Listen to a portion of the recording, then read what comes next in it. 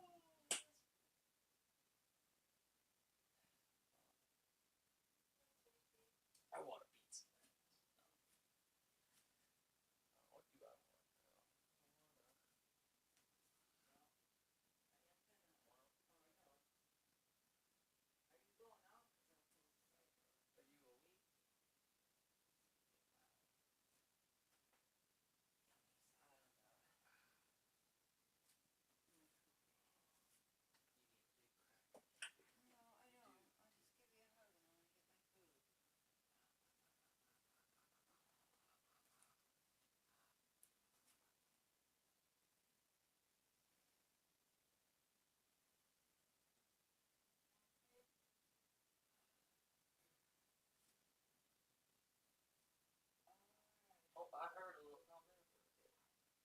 Alright. Spin now. Pick you up. Spin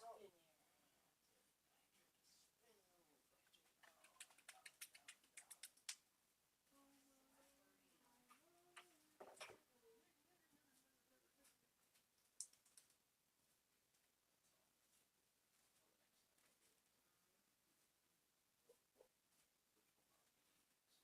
Oh my god. No. No. Wait a minute. Wait. Mom, wait. The light's on. Look. I'm not joking. Look, the light is on. Close the microwave and everything. I would have never noticed that. Okay, but it's still. Yeah, look at that. That is the perfect amount of light. This is great. I love it. I absolutely love this. What were you gonna say? No, I'd like to hear what you're gonna say, but I love this. Is great. This is the perfect amount of light. I don't need anything more. Maybe like one smidgen more, but not much. This is great. Okay, it's a fluorescent tube, so either it's on its way out. It's or dead. Sometimes, It's well, no. 100% Sometimes dead. it just needs from vibration, a little adjustment. It Yeah, might. I have been And it vibrating might all not. lights around here. No, I'm just saying. I mean, there are bulbs in the basement still.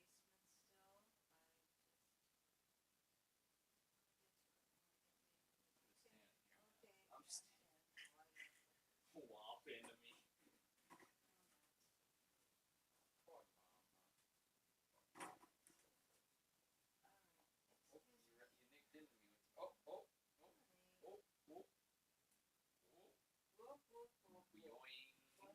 Oh, you nicked into me. Oh. Yoing. Go over there, give me the other elbow. Oh my god. My fat roll's eating up her elbow.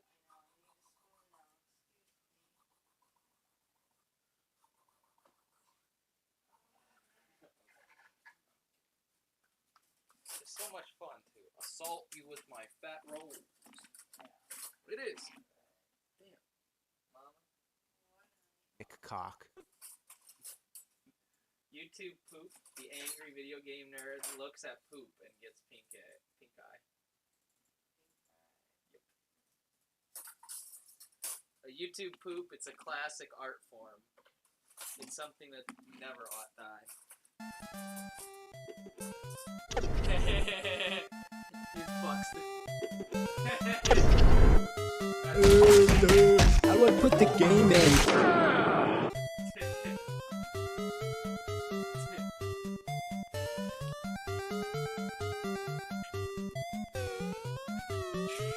Oh, I can't believe it. Oh, come on!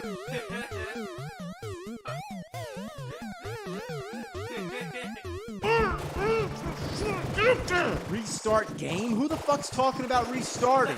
Oh, the keypad's busted. Oh, that's... Holy shit! It's a Nintoaster. And yes, it fucking sucks! Fucking sucks! Fucking sucks! Oh yeah, in the Mario game? That's okay.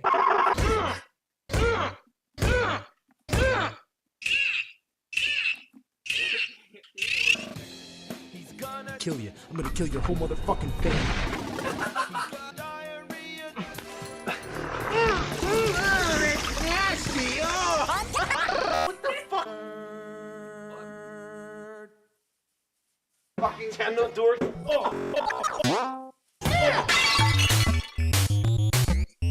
Poop. A simple word, a simple turd. It's just poop. You could call this the brown age of video games, when everything was made of shit. Whoa, whoa, whoa.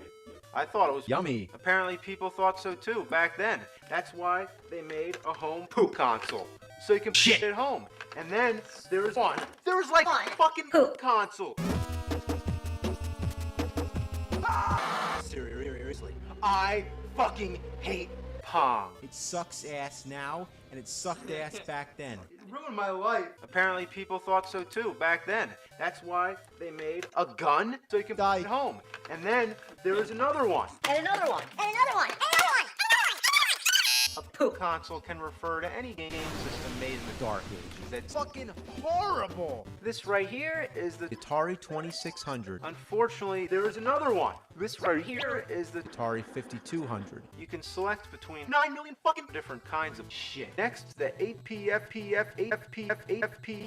That's a great name, isn't it? The console smells like burning plastic, and it's got that distinctive LJN style and an interesting timer. Wow, they knew it was good. The controllers are like dildos.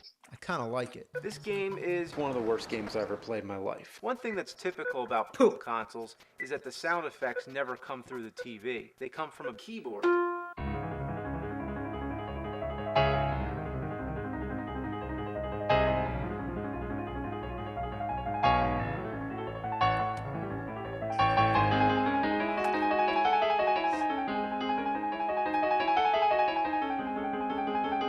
I guess you can say it's similar to how certain sound effects come out of it. Next, a slab of wood with game dials thrown on it.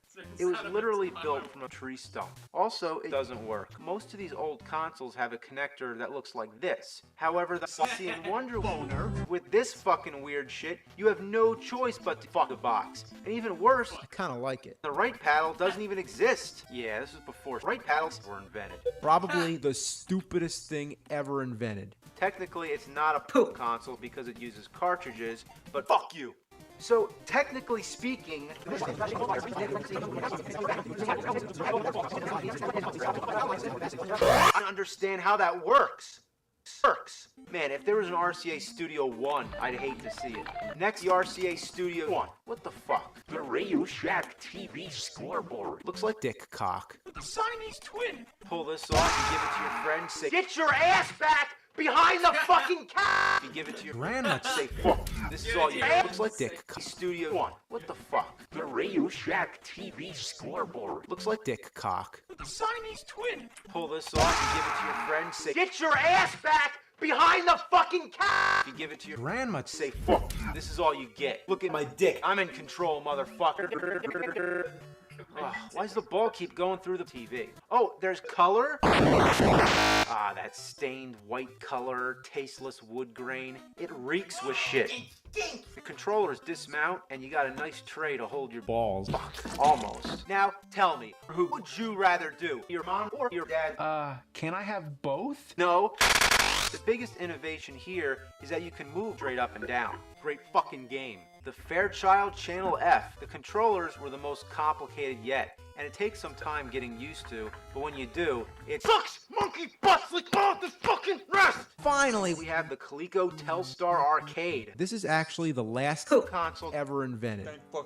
Look at this mess. A steering wheel, a gun. What Fucking beautiful. man came up with this? The gun game is like trying to Stick your dick in a Cheerio. That's poop for you. All these different consoles goes to show how such a simple game could be. The grand mother load of shit. Now what's this here? This Xbox 360? Let's check it out. Oh yeah, My TV's busted. fuck. I don't know. Maybe it has advanced graphics. Might even be in color. Let's check it out. Sonic on game. At the end of these YouTube clips, they always just kill themselves, so how's he doing?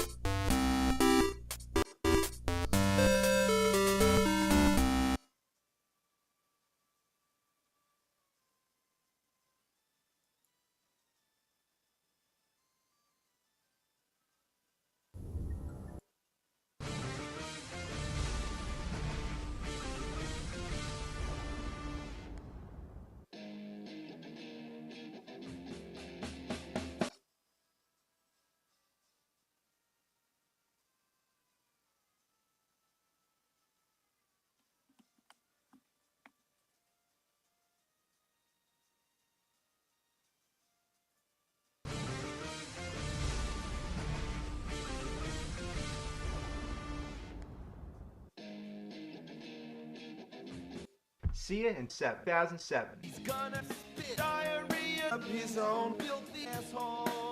Plop it on the top of the Genesis. Like they're mating. God, I mean, do you think that's enough add-ons? Oh, please, God, shit on me. See ya in 2007.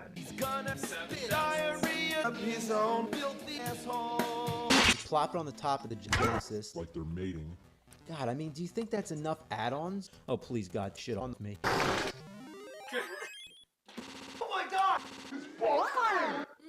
Ain't I a fucking stinker, motherfucker? So I'm plugging it into the TV. Sparks. No joke. Plug in my fucking power strip or whatever. Anyway, let's fire this monster up and play some anal rage. Great title screen, huh? There isn't even any title at all. Please, God, tell me what's going on. I'm a fucking Dumbass. Why can't I see the characters? Alright, let's try Piss Fighter. I don't know about this one. I mean, look at this. It's perfect. So there's Visual Rage, which, to my recollection, looks nowhere near as invisible as the arcade. I'm farting and puking. Oh, that's nasty! Oh, God! Pissing, which I can't do, so if you want to try that out, be my guy. I mean, that's what I hate about this game. The moves. They're so stupid, especially the pissing. I'm sorry, but when I have to remember buttons, that just ruins the game for me. I don't know why they make any moves that require you to hit up, because you know what happens? You sleep.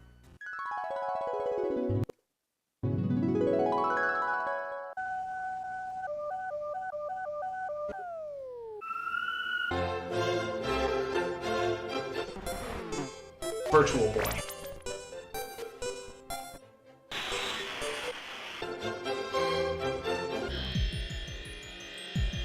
You look so stupid. Fuck this shit, man! Fuck this shit!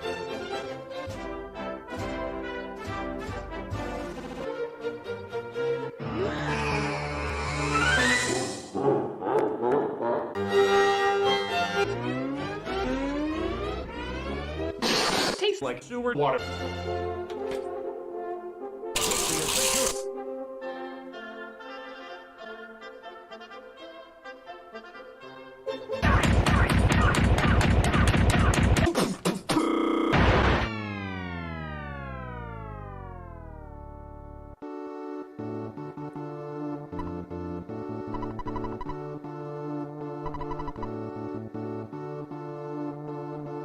You have selected no.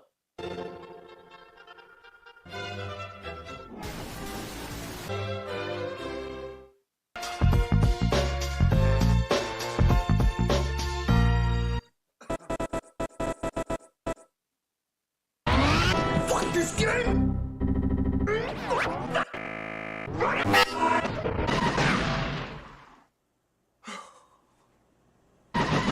Well, you did it. You bought the Sega CD. Good for you. Yes, we all enjoy penis, don't we? I know. How about Fozzie Bear if balls? He's won $1 million.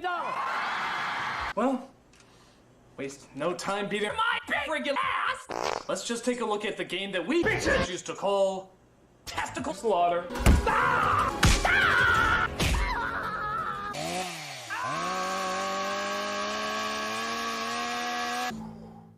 Wow, It's like you get the C. The critics' balls. You get mutilated on a CD. CD's nuts. So this is my ass. Looks like some deformed Siamese twin or something. Hop in the side of the Genesis like some dumbass. And you ever see Your parents pissing shit. Oh, whatever. And oh, guess what? It runs off of its own power adapter. Yeah, that's two. One for the Genesis and one for the Sega CD. And one for the Sega's Pee. and one for the Sega's poo. Then there's this problem. It's not fucking working. So if you're gonna play the Sega CD, grab a beer and dump your ass and shut the fuck up. So this is what a typical Sega CD game looks like. This one's called Ground Zero Texas. Boy, bitch. Texas. What are they saying?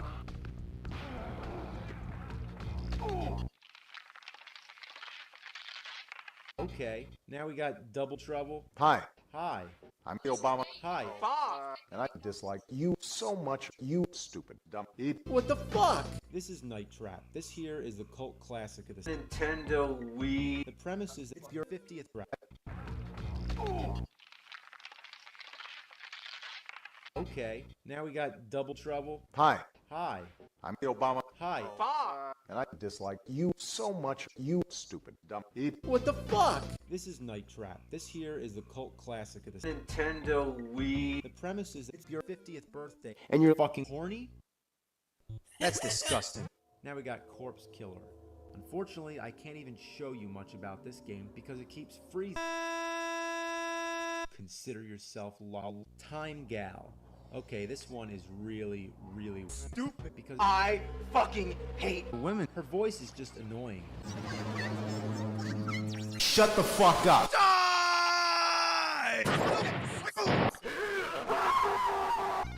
This one, there's a lot to say. It's just show you much about this game because it keeps freezing. Consider yourself lol. Time Gal. Okay, this one is really, really stupid because I fucking hate women. Her voice is just annoying. Shut the fuck up.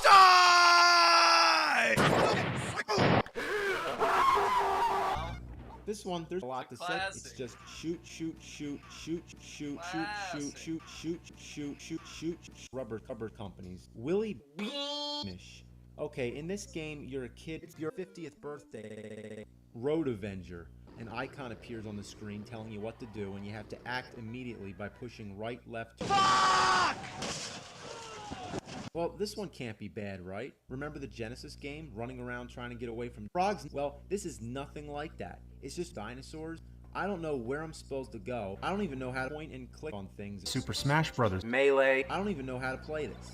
I just tap buttons. Now we got Soul Feast. For this game, all I have is a 2-word review. Shit Feces. The only real memorable game off the top of my head is Super Shit Balls 3D, which is definitely the best game ever made. I'm gonna be sick.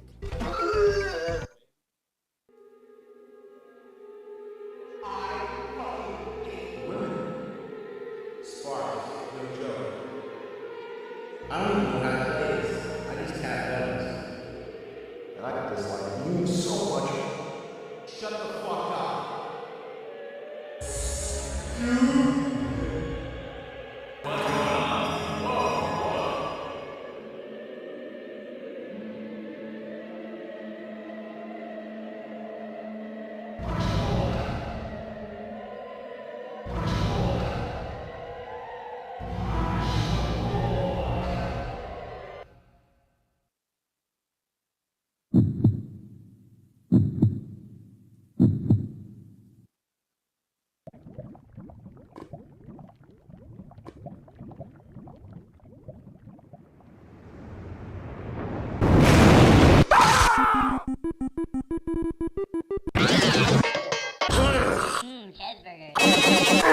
This is the worst game I've ever played in my entire life. It sucks. It sucks. It just sucks. Well, you did it. If you think this is gonna get rid of me, angry video game nerd, you are much mistaken.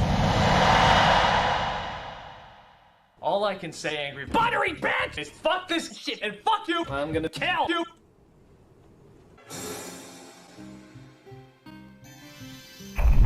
Down to 6 weeks later. Meanwhile, at the Hall of Justice. Come on.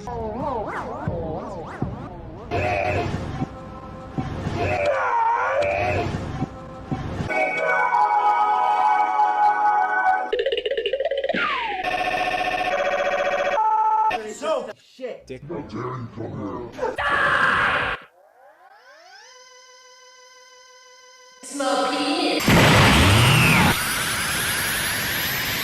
It's enough of this shit.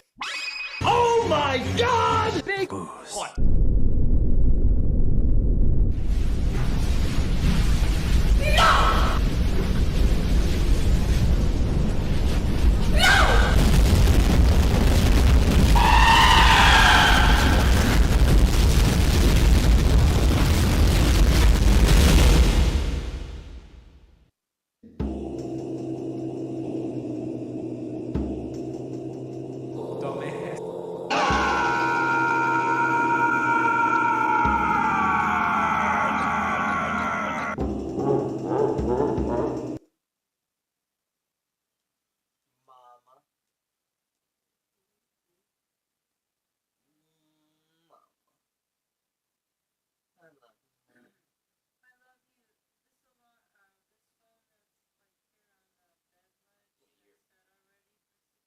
Thanks for checking out this episode of Angry Video Game Nerd. But first, All I know is that you're a daggum and a dango.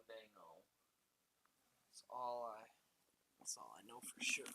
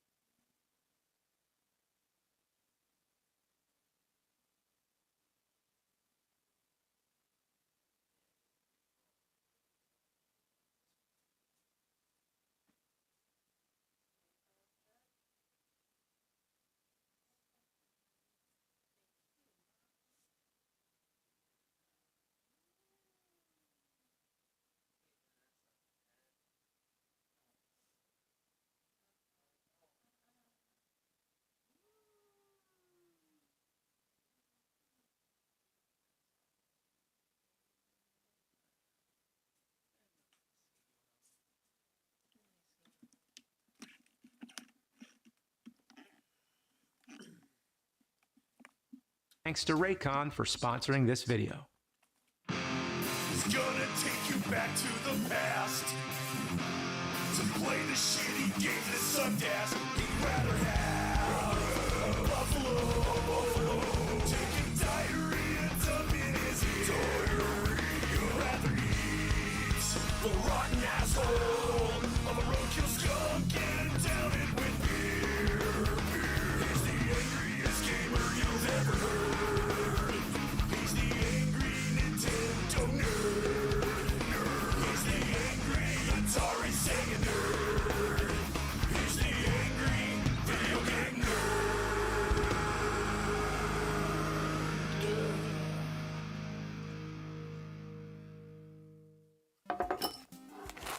Oh, hey, you're back. Again, you want to play some more shitty games? You know, I just woke up. Can I just have my healthy, balanced breakfast? The hell? Chex Quest? A game inside a cereal box? 10. Oh, hey, you're back. Again, you want to play some more shitty games? You know, I just woke up. Can I just have my healthy, balanced breakfast? The hell? Chex Quest? A game inside a cereal box? I swear, if a Chex man comes out and starts turning all my games into Chex, I'm gonna lose it. I just got rid of all that Pepsi left over from that silver son of a bitch. But man, this takes me back. Yeah, remember getting prizes in your cereal? They were usually some piece of shit toy that would break, but for some reason, we all flipped as shit when we'd find these. They were awesome. It was like a little bonus in your breakfast. In '96, General Mills went above and beyond by putting a free video game in every box of Chex, and the game was a first-person shooter. Crazy, right? I remember seeing the commercials with that kicking guitar riff and those cool kids eating Chex and thinking to myself, I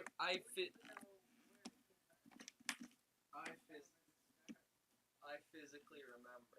I don't remember much of the childhood, but I remember standing around in the backyard. And I don't remember, I really don't remember any specific water gun fights or water balloon wars or really good, classic times like that.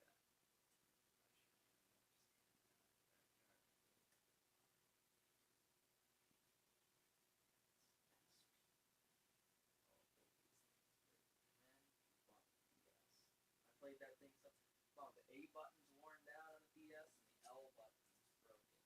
But I didn't throw the thing around. I treated it well. I just played it so much. Wore down. Because I needed a few DS's.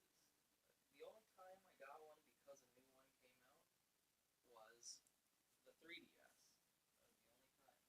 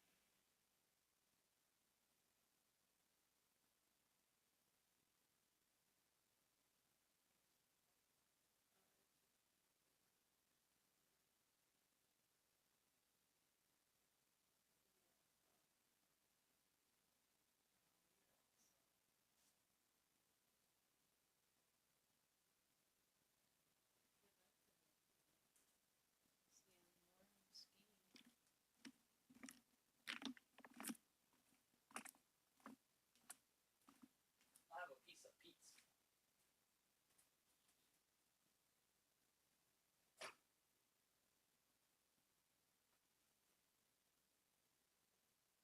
I really like Mama, what's better?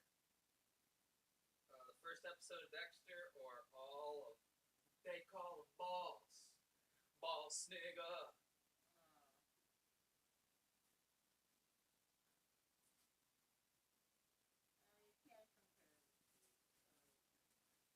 You tell ladies at work about your favorite movie? What? They ask. Okay, Mama. They call them balls.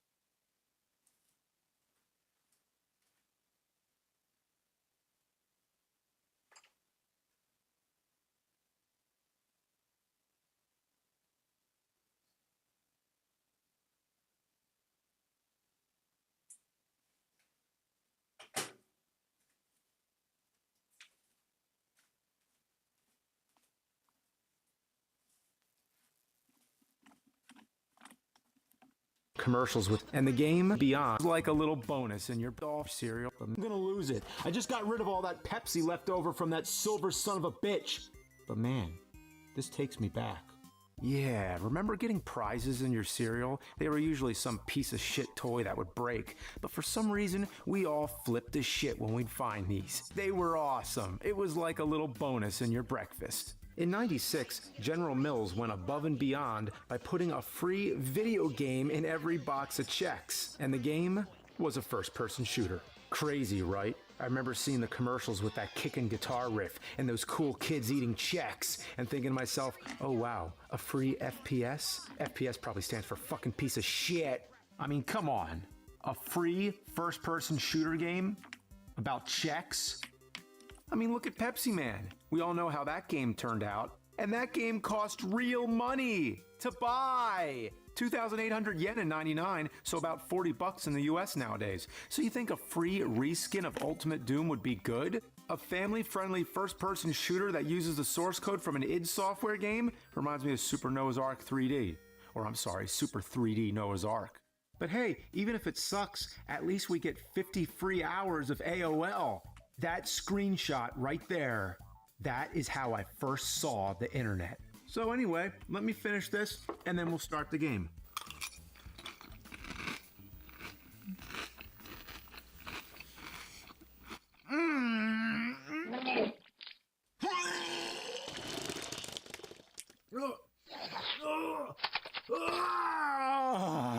Alright, let's start the game.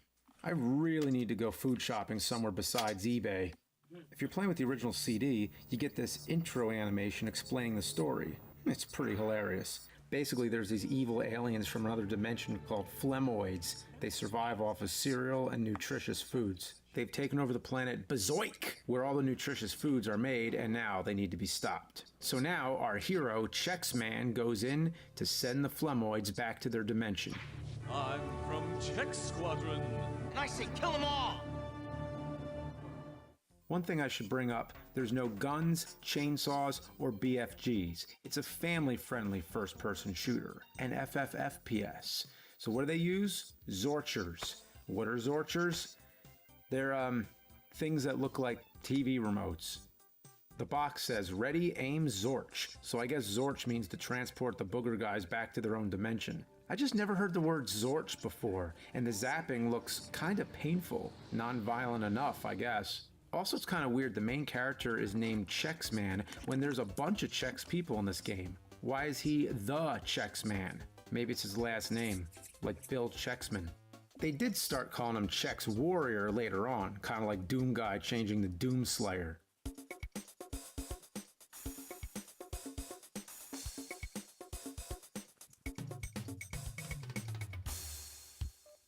The music is pretty good.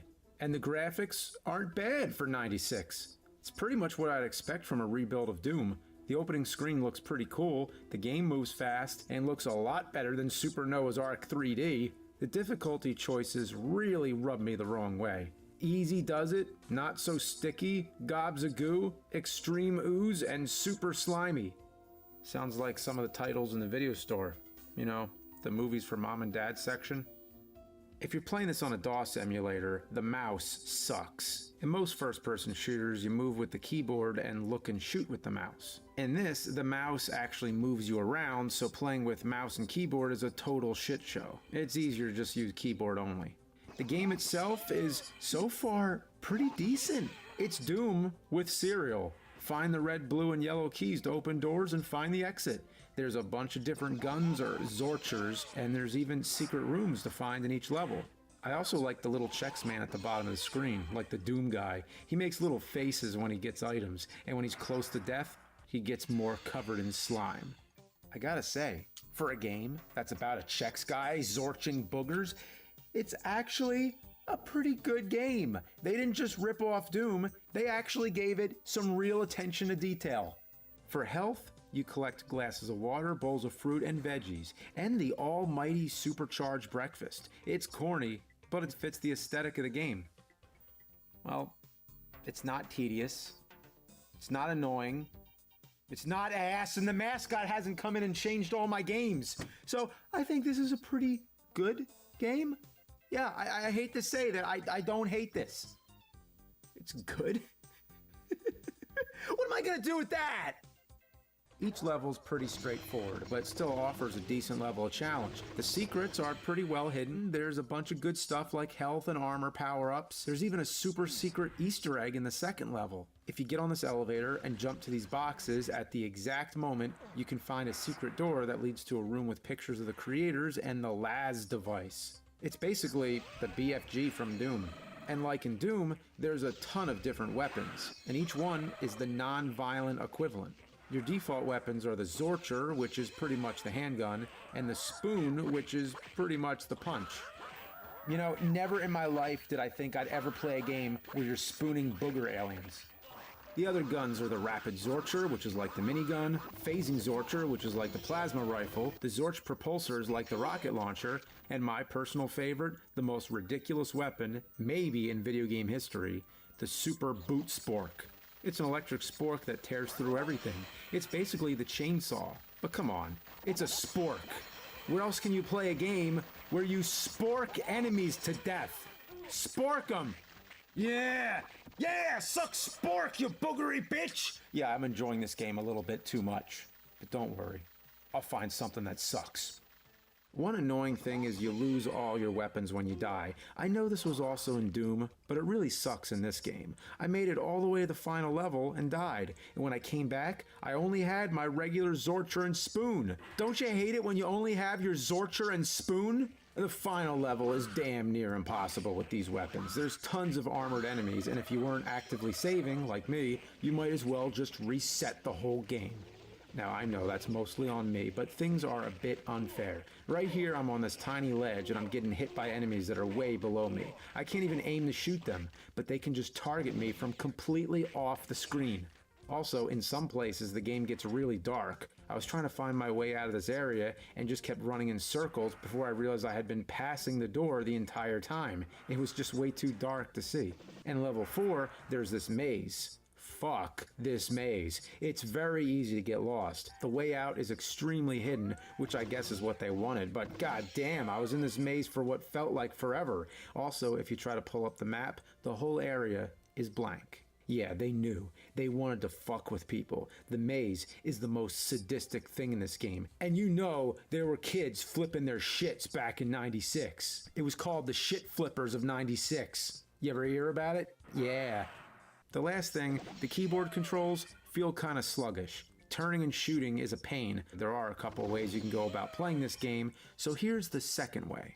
For this method, you have to download a Doom source port. There's tons out there, but the one I find to be the easiest is GZ Doom. Using GZ Doom allows you to play the game in the best possible way. You can bump all the settings to max and go from the original DOS graphics to playing in 4K Ultra HD. This also gives you proper mouse control, making me Zorch incarnate. Motherfuck.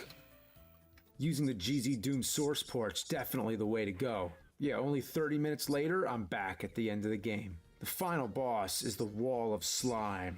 There's tons of enemies, but you just Zorch them all and save the trapped cereal people. And that's Chex Quest. So how come that didn't totally suck? It was pretty good, and considering the fact that it wasn't made by a major game studio, it was just a small group of people tasked with the impossible, to make a game, a free game, based on a cereal. Bravo. The company, Digital Cafe, only had a budget of $500,000 and a group of 8 people. One of them, a programmer named Scott Holman, was only 17 years old at the time. He'd actually work on the game after school. But the real crazy thing is that even to this day, this game has a die-hard cult following. Who would have thought? A game based on cereal? I mean, it's basically just Doom with a new coat of paint. All the characters and weapons behave the same as they would in Doom, but the graphics are colorful and memorable. Even though it's really just a reskin, it still feels like its own thing, if that makes sense. Regardless, this game moved 6 million units and quadrupled the sales of Chex cereal. Considering most people just buy Chex to make party mix and those Muddy Buddy desserts, that's a lot of extra profit. There's even 2 Chex Quest sequels. Chex Quest 2 was a free game available on ChexQuest.com when the first one came out. And Chex Quest 3 was made in 2008. The demand for a sequel was there, even in the days of Xbox 360 and PS3. Each game adds new levels and even new enemies and bosses, and they're all pretty fun. While I might say the first is still the best. The second one takes place in Chextropolis. The evil Flemoids have somehow gotten back to the home planet of Chexman, and now he has to stop them. It's kind of like Doom 2, Hell on Earth. I love this part where you go in a movie theater and all the Flemoids are watching some weird cartoon loop. There's even posters of cereal-related movie parodies. Seems the game developers enjoyed working on this and adding their own flavor to a game about a cereal with no flavor. The game doesn't beat you over the head with constant advertisement. It's a game first and a commercial second. There are ads here and there, but take Pepsi Man for example, where there were entire levels comprised of Pepsi logos. Then look at Chex Quest. Sure, there's some billboards, but that's about it. The main collectibles aren't just boxes of checks, and the objective is to save your people from evil aliens. It's like, you know, a game. The third game has you fighting against the Flemoids again as they prepare an end-all invasion. The levels are also much bigger in this one. Like I said, it was released 10 years after the first game. The game starts you at Chex Central Command and has you take a ship back to Earth or General Mills planet or whatever, and eventually taking the fight to the Flemoid mothership. It was made in response to the demand for a new sequel. The fact that people were still going nuts about a free serial-based first-person shooter 10 years after its release really speaks to its merit. These people took an idea that should have flopped and made it into a total win. Yes, I'm sorry I didn't have more negative to say. I was really trying here. I know I haven't filled my curse quota for this episode, so fuck. There we go. I've single-handedly saved the planet and returned the Flemoids back to their home dimension. All is well in Serial Dimension. I am the supreme Chex Quest champion. So overall, pretty good. And if you're not convinced, if a family-friendly first-person shooter isn't really your thing, if you need some carnage and mayhem, if you don't want to send the Flemoids back to their dimension, you want to send them to fucking hell? Well, I got the game for you. Motherfucking brutal Chex Quest! That's right, with GZ Doom you get access to a bunch of awesome mods, one of them being the Brutal Doom mod, which also works on Chex Quest. Play through the entirety of all 3 Chex Quest games, but get rid of those pussy Zorchers. Lay waste to the Flemoids. Make sure they can never come back to Serial Dimension because they're fucking dead.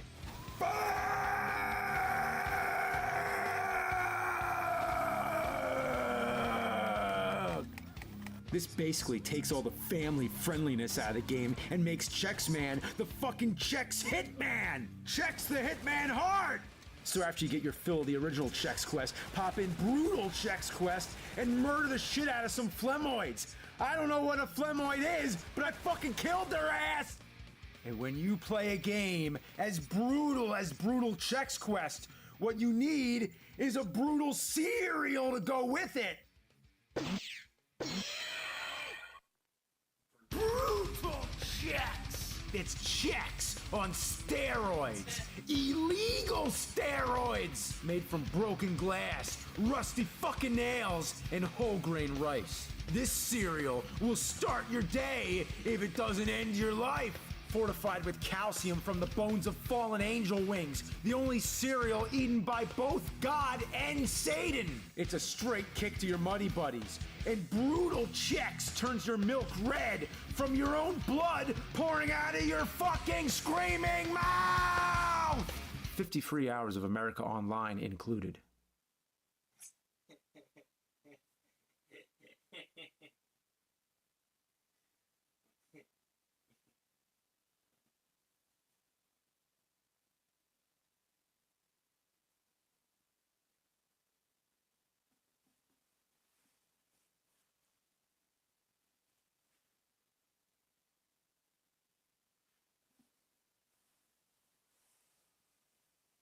He's the angry Atari, Amiga, CDI, ColecoVision, and television. He's the angry Atari, Amiga, CDI, ColecoVision, and television. Sega, Neo Geo, TurboGrafx, 16, Odyssey, 3DO, Commodore, Nintendo, nerd. He's the angry video game Finally, it's time to play something on the Dreamcast, the final game console from Sega. The fact that I've never before reviewed a Dreamcast game is a testament to the greatness of the console. There just weren't that many shitty games that I'm aware of. It was a good piece of hardware for Sega to go out with after many ups and downs. So what brings the occasion? Well, the fans have fished out this gem for me, because that's what y'all do, is feed me with game requests to keep me going. And they say this is one of the strangest games ever made. And it happens to be called Semen. No, I'm not going there. So what do you do in this game? Well, the instructions say you're free to enjoy semen. Oh, no! It's seaman! Seaman! Not semen. As in jizz! Splooge! Man bazooka juice! The manual says go to meetseaman.com. The website no longer exists, but I heard it was once a porn site. I just heard, that's all. A Dreamcast game that sends you to porn. More like wet Dreamcast.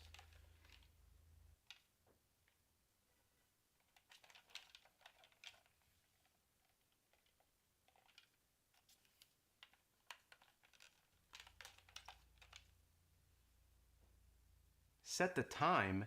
Since when did video game consoles start telling time? I have a clock. A rolling rock clock. I don't need this shit. I can wear a watch. Or a watch is not cool enough. No. Kids nowadays, they just look at their phones. Yeah, I'd look so cool going around telling time on my phone. Yeah, you want to look cool? Put a Sega Dreamcast on your wrist with a TV and a gas-powered electric generator. You'd be so awesome. Let's play this. You'll witness before you a phenomenon like no other. My name is Leonard Nimoy, and I will be your guide. No way. Leonard Nimoy? Spock himself is the voice of the Seaman game on Sega Dreamcast?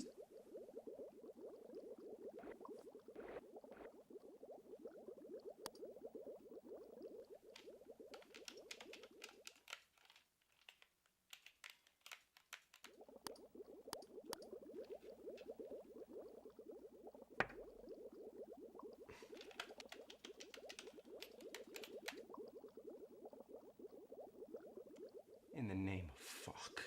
How do I get involved in this shit? I gotta figure it out. I gotta do it. I gotta do it for Nimoy. Okay, so to pick up the egg, you have to hit X and the right trigger at the same time.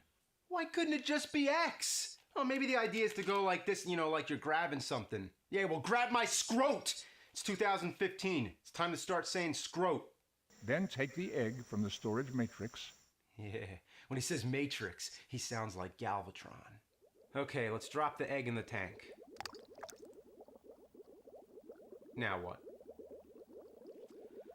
Well, thank God for the instructions. So you have to raise the heat up to a certain range, and then just wait for the egg to hatch.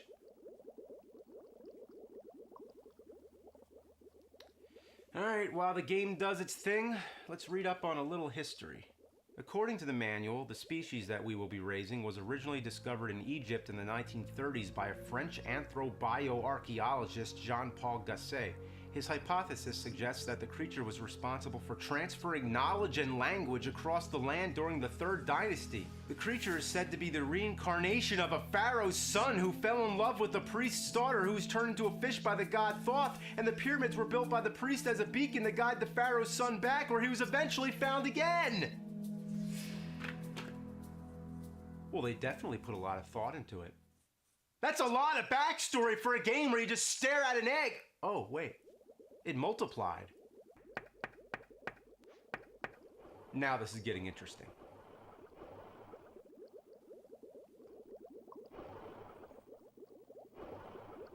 Oh, it's repulsive. Whoa. Ah! Oh my God! Ah! Get away from me, you mystical ancient pharaoh motherfuckers! Oh, I gotta do it. I gotta do it for Nimoy! For Nimoy! For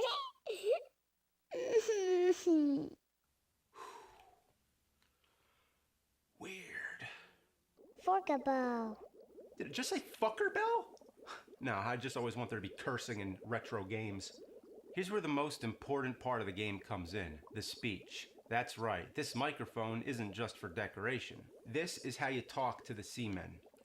Hello? Hello. It's alive.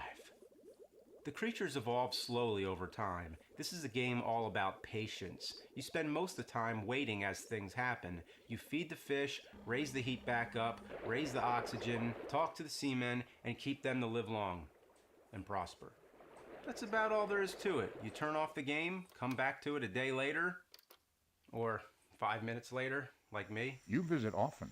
If one didn't know better, one might assume you're quite obsessed. Or you have nothing better to do. Oh, I have better things to do.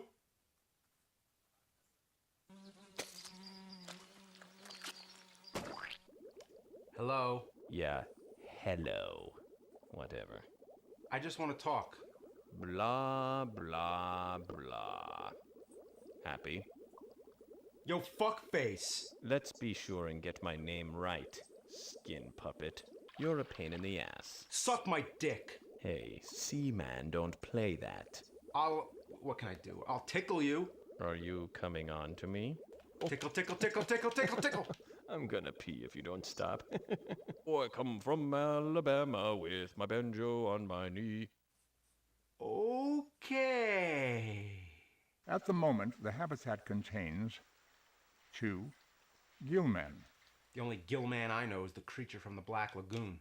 In order to advance the gillman through his evolutionary stages, you have to answer his questions. Is your mom still working or not? He'll ask you your birthday, your father's birthday, your mother's birthday, religion, politics. Seriously, this little bastard wants to know everything about you. But he only asks the questions when he feels like it. So you have to wait until he's in the right mood, which could take hours.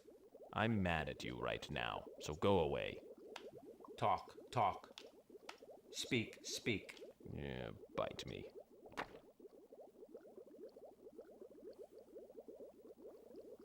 Did he just take a shit? He just flung shit at me! Well, there's nothing I can do right now. The instruction manual says it best. This is not the type of game in which one can spend several hours in one sitting and expect to experience vast amounts of action or change. As with life itself, change only occurs over time, and even then, slowly. Change is only evident through the accumulation of experience over time. Whoa. That's deep, man. But it's bullshit! The game demands I play by its schedule. So, what am I gonna do to pass the time? Oh, I guess I'll play this Famicom disc game, which roughly translates to Explosive Fighter Pattern. Why? Because people told me so. They keep feeding me this shit. Let's check it out. No. No way. It's an official Famicom disc game that says the F word. And this was in the 80s. This was before Hong Kong 97. It's an officially released game on a Nintendo console that says fuck.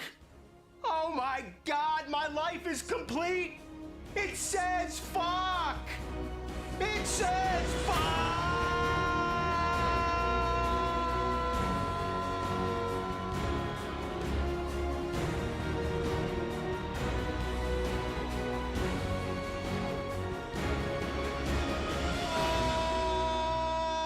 I forgot about Seaman. I regret to inform you that Seaman has passed away. Oh, so it's game over? I gotta start all over again? Oh, man, I was too busy saying it says fuck. Can't I go back a day? Why not? I'll go into the clock settings. Yeah, I'll just set the clock back. The time setting of the Dreamcast internal clock does not match the time setting of your Seaman habitat file. It doesn't work. The manual says, note that you will be unable to return to a previous stage. Such as with life itself, you may only continue forwards. This isn't life! This is a game! Forwards. We can go forward at least. I'm gonna start over, and this time I'm gonna keep jumping the clock ahead a day. And that way, I can hopefully play the game faster in one sitting.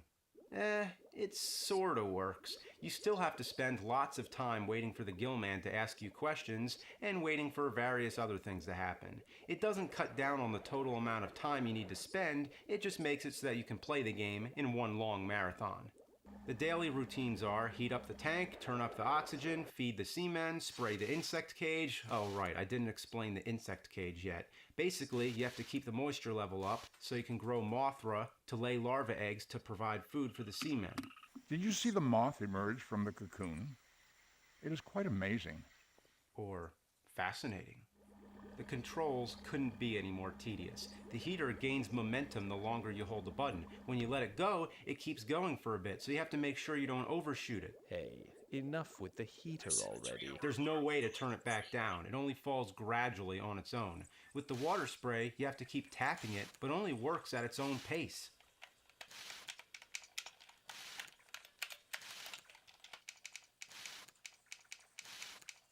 Ugh.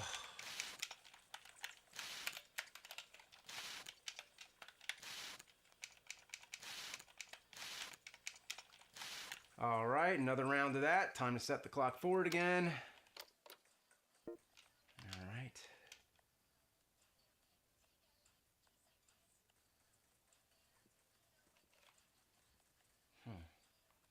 Something's not right. I think I'm losing my mind. Hey, guess what we're doing over here?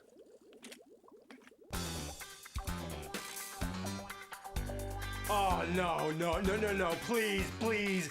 The seamen are mating, and they felt the need to announce it, to make it known. There they are, staring you right in the face. I didn't even know one of them was female. They both have a male voice. That's not logical. It dies? It got fucked to death? In general, would you describe yourself as a confident person? Am I confident in myself? Well, you don't have to be perfect to still be able to like yourself, so tell me.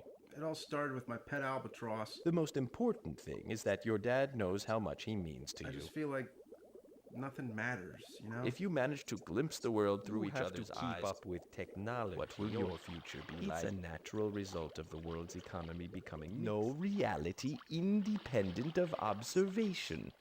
I never thought of it that way. Human beings are the only animal smart enough to entertain itself in a complex way. Eventually, Seaman will help you move a rock that drains all the water. He or she or whatever it is will crawl ashore, then spend 5 minutes making these wretched death sounds. Oh my God. Finally it dies, leaves behind eggs that hatch into turd men, suck each other's blood until one remains, grows legs again, and swims ashore until it becomes the Frogman. This thing has an ecosystem more complex than Ridley Scott's Alien. With all seriousness, I know I've been negative, and yes, the game is tedious, mind-numbing, and makes you feel like you're living in purgatory, but it's very creative. It's basically a form of virtual pet game, a pet that happens to be a sarcastic, wise-ass son of a bitch, but also intellectual. It succeeds in making you feel like you're talking to a living being. I tell you, I exist just as much as you do. Oh, come on, you're not real. People, places, and things exist only because you perceive them. When you see me and listen to me, I exist as a part of your consciousness. I become real. Oh, okay. You do exist. And you're my favorite game. All hail Sega. Buy another Dreamcast. What did you say? Is that what this is all about? You've evolved into a Sega mascot? A piece of promotion? Just like the old Sega commercials. How they brainwashed kids with their blast processing. People play this game and get so attached to Seaman that the line between reality and unreality begins to blur. Just like how people are so attached to the internet. Just don't come to me when you're biologically fused to your computer screen and haven't changed your underwear or talked to a real person in weeks. That's right. People will all become mindless slaves to the internet. Remember the Sega Channel? Sega was one of the first to offer downloadable gaming. By attaching this device to your Genesis, you were plugged into their network. We're all caught in the spider's web, and the final part of the grand scheme was the evolution of the Dreamcast with Seaman. Sega, Sentient electronic global annihilator. It's hell-bent on world domination. Why else would the Sega have tried to overtake such a big corporation as Nintendo with their Genesis Does What Nintendo Don't campaign? Why were the systems named after planets? The Saturn, the canceled Neptune. The Sega was trying to consume the whole galaxy, eventually the universe. And why does Seaman want to know so much about your family? Ha!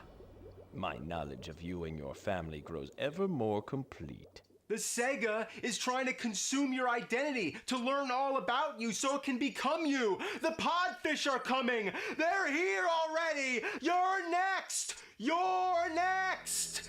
I must destroy it. I'm gonna move the clock so far forward, you're gonna be ancient history again.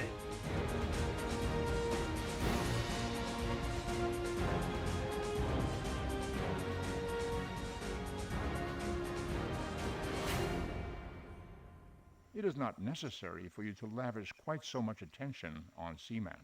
I hope that Seaman is not disturbing your everyday routine.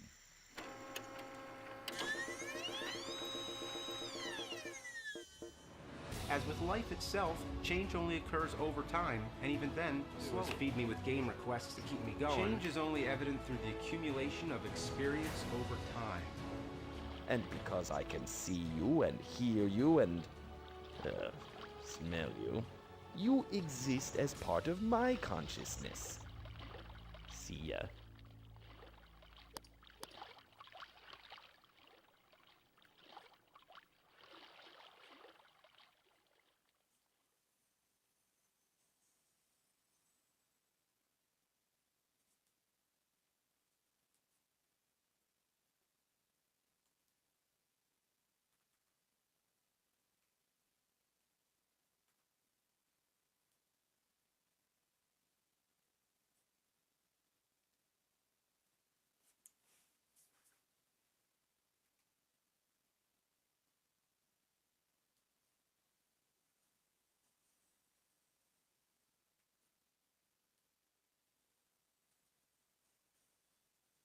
This game sucks.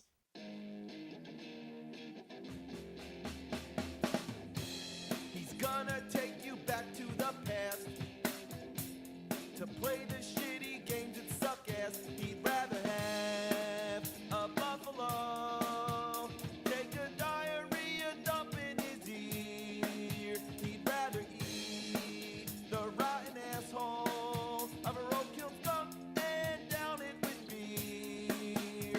He's the angriest gamer you've ever heard. He's the angry Nintendo nerd. He's the angry Atari Sega nerd. He's the angry video game nerd. There is a game that is said to be even worse than Big Rigs. It is also a driving game, and it's called Desert Bus. It was so unspeakably dreadful that it was canceled before it was ever released. It was one of 6 games included in Penn and Teller's Smoke and Mirrors for the Sega CD. That's right, Penn and Teller were behind this. And if you haven't heard of them, well, how do I sum it up? Basically, they're 2 of the greatest entertainers of our time. They mix magic and comedy, they perform it live, they defy physics, they're funny as hell, they attack bullshit, and they've been doing it for nearly 40 years. So their first attempt at a video game in 1995 was a very interesting one and something that only they could have made. See? You gotta be careful, those thermographics. Smoke and Mirrors is like the anti-video game. It's made up of 6 mini-games that exist for no other reason than to play jokes on your friends. Explaining them all in detail would be a disservice for anyone wanting to try them out for themselves. Of course, the game was never released, but prior to its cancellation, it appeared in Sega Visions magazine and even made the front cover. The true reason it was canceled was because the company, Absolute, went out of business. But like anything, the game found its way onto the internet and has been circulated, people have played it, and it's become sort of a cult hit. It's one of the strangest collections of games you might ever play. There's a traditional side-scroller where you actually play as Penn and Teller themselves. It's insanely frustrating to figure out what you're supposed to do, but it's hilarious just for the idea that they made their in-game characters so useless. There's a part where an enemy magician is throwing straitjackets at you, and you have to bounce them back using an umbrella. Trying to hit this guy is just as much of a trick as anything Penn and Teller have pulled off themselves. The straitjackets always bounce in the wrong direction. Oh, come on, that didn't count. Overall, the whole game is worth it just for the abundance of Penn and Teller clips. Watching these guys, you can't go wrong. Death move, death move, death move, death move, death move, death move. Kill him! Kill him! Kill him! But then there's Desert Bus. How bad could it be? Let's find out. From Tucson, Arizona to Las Vegas, Nevada. Are we going to Las Vegas to see a Penn and Teller show? I hope. Okay, I'm driving the bus. Come on, bus. Come on, bus. Come on. Okay, slowly but surely, here we go.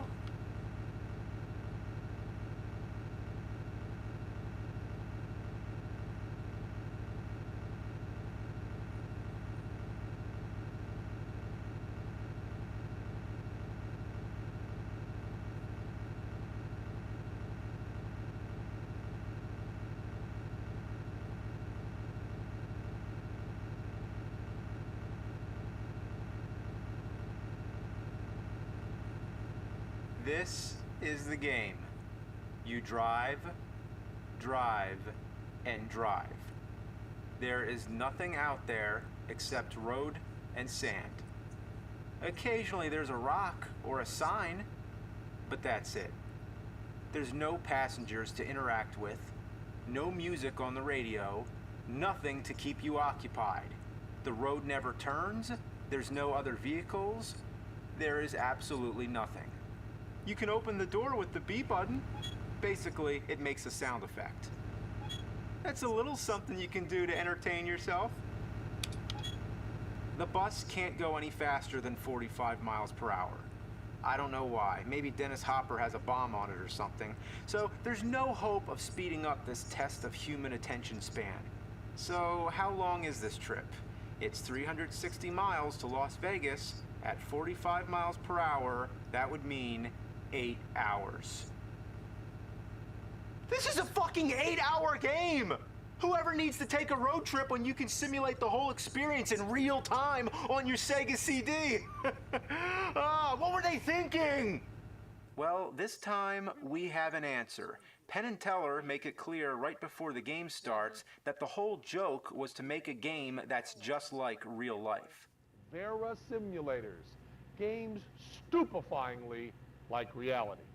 I've read in various interviews with Penn that this was in response to all the controversies at the time about all the hyper-violent video games. So, instead of something imaginary and fun, here's the real-life mundane task of driving a fucking bus for 8 hours! Well, if we're gonna do this, we're gonna need several bathroom breaks. Let's pause it. What? The start button blows the horn.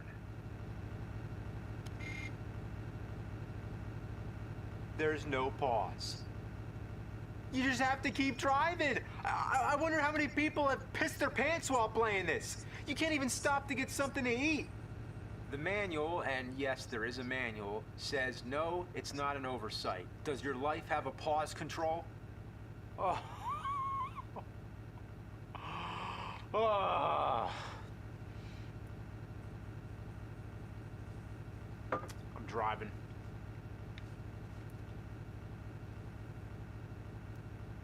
What happens at the end when you get to Las Vegas? Imagine if after the 8 hours you get to play casino games and have fun, and all of a sudden the game becomes awesome. Well, I looked into it. You want to know what happens? You get a point. A point. 1 fucking point! And then you gotta drive all the way back! Every 8 hours a point! Those are the slowest points in video game history! Did Penn and Teller really make this game, or did Andy Warhol rise from the dead?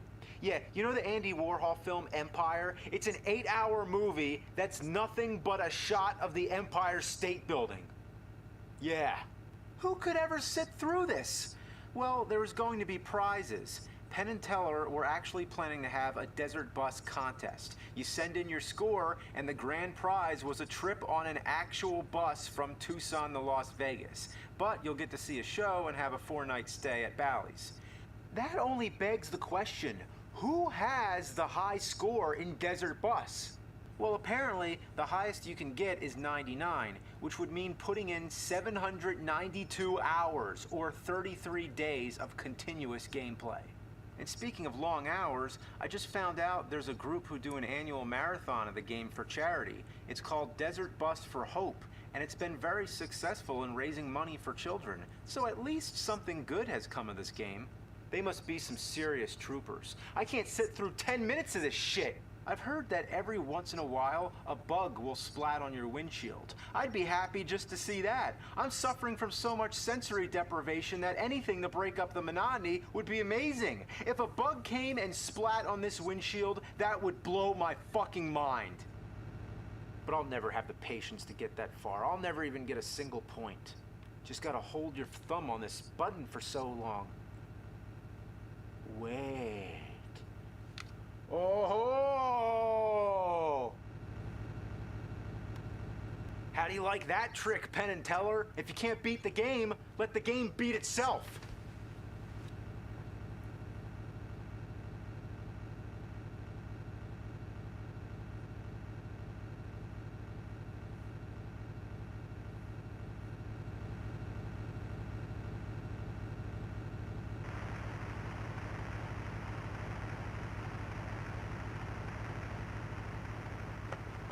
What? The fuck? It's stuck. The bus is stuck in the sand.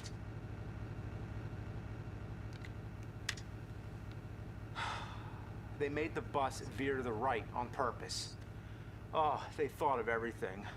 God damn you, Penn and Teller. You have to sit here and drive the bus, just like in real life. And real life fucking sucks. Now I'm getting towed. Oh boy. The towing is in real time also. So if you've driven 7 hours, does it take 7 hours for the game to start over? This is the most sadistic thing ever. There's no fun factor whatsoever. This makes Big Rigs look like a fucking party. Big Rigs isn't even a game and has no challenge whatsoever, but here the challenge comes from trying to stay awake from boredom. For the past 10 years, I've been on a mission to warn the world of shitty games. And in all those years, this one takes the cake. I think I've finally hit the bottom of the barrel. The fact that a game like this could come into existence and that people have played it and suffered through it and even adapted it into an Atari 2600 game means that I've failed. I've done everything I can. It's time to retire.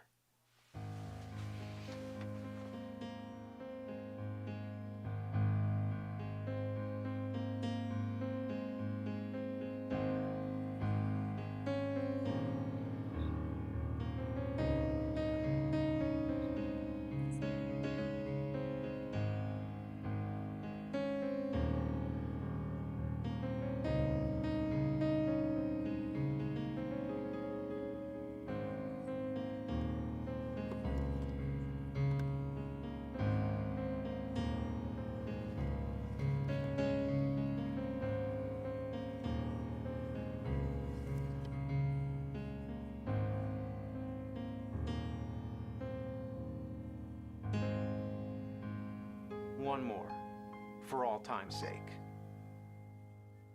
This game is a hack of Castlevania 2 by the almighty Guru. As I said 10 years ago, the original game is full of problems. How would you ever figure out that you're supposed to throw an oak stake at that orb? One of the biggest problems in the game is how cryptic it is and how none of the townspeople tell you anything that's useful. Instead of giving you clues like any other kind of adventure or RPG game, they just give you a bunch of nonsensical riddles. But here, in Castlevania 2 Redaction, we have real clues. Yeah, all the dialogue's been fixed, and now it actually makes sense. I can't believe that somebody's actually been trying to fix this shitload of fuck. But what about the day-to-night transitions? Why did they think that that would be a good idea and interrupt the gameplay? Did they think it would be more realistic? I mean, in real life, I don't have to stop in my tracks when the sun sets and a fucking box doesn't pop up in the air.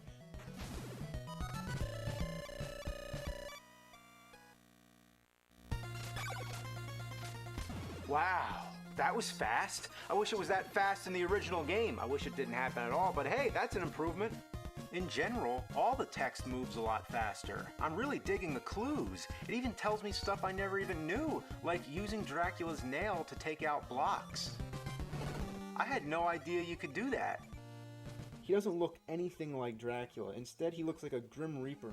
Even Dracula's face has been changed. It's still annoying how long it takes to collect hearts to buy stuff, and also those annoying invisible platforms are still there. But all these improvements are a good start. The most annoying cryptic thing of all is how it never tells you how to pass through the wall. Would you guess that you're supposed to pass through this wall? You need to have a red crystal selected and be kneeling down and wait a little while before this magic tornado comes and takes you to the next part of the game.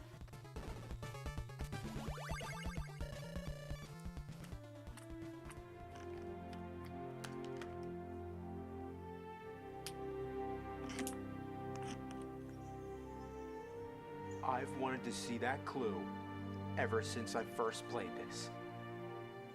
I've complained about it.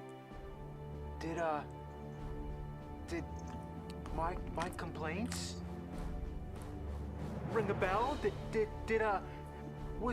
Has the word of the nerd been heard? Have I contributed to how we look back at bad games? I've done it. It's not in vain. There is no retirement. The show must go on. I must continue reviewing shitty games because that's what the world needs. But where do I go from here?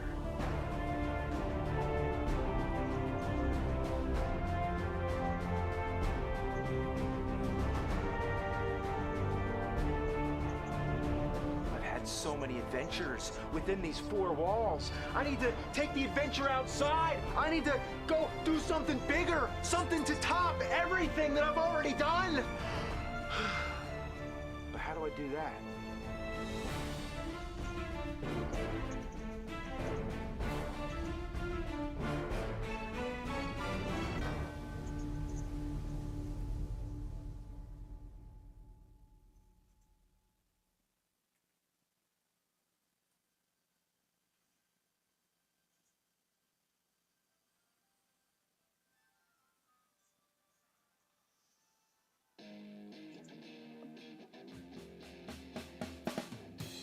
He's gonna take you back to the past to play the shitty games that suck ass. He'd rather have a buffalo take a diarrhea dump in his ear. He'd rather eat the rotten asshole of a roadkill skunk and down it with beer.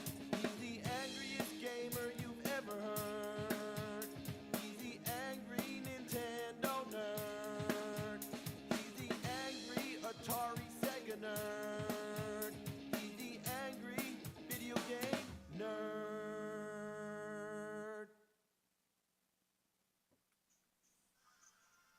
This time, we're not going to go too far back into the past, only to 2003 with a PC game called Big Rigs Over the Road.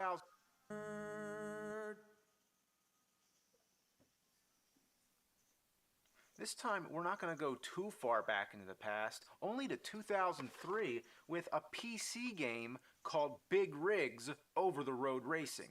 I usually stick to consoles, and I don't usually do games from the current millennium, but this is a huge request. I've been told countless times that it's one of the worst, if not the worst game ever made, but I'm sure that's an exaggeration.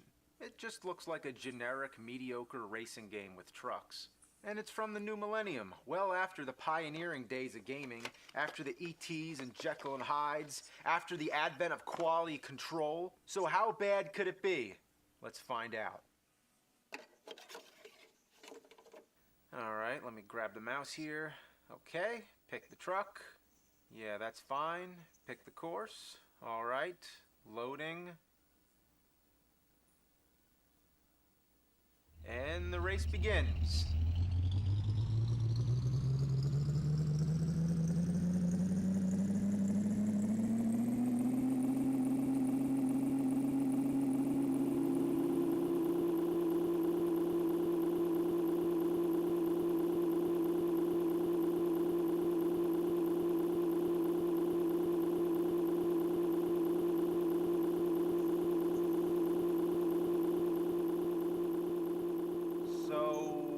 What are the complaints here? This is awesome! Well, look at this, look at me, look at me, go! Oh, yeah, your truck passes through everything. I haven't found one thing that stops you. Not even the hills slow you down. This is one hell of a truck. It's invincible. How could you not love a game where there's no rules? I'm not even trying to play the race. I'm just trying to find as many things to drive through as possible. You're a ghost trucker. Are you Large Marge? The only thing I can sort of hit is a downed helicopter. Up we go again. Big rigs, over-the-road racing. Over the road is right. It's my way or the highway, and the highway ain't got shit. Oh my God. Look at this. You can go almost at a 90-degree slope. In fact, the slopes seem to make you go even faster. Yes, the truck is giving gravity the middle finger and actually accelerating up the hill. Nothing inhibits your control. You can slow down to a dead stop and then go backwards as you please. The truck just hangs out wherever it wants. It clings to the mountains like Spider-Man.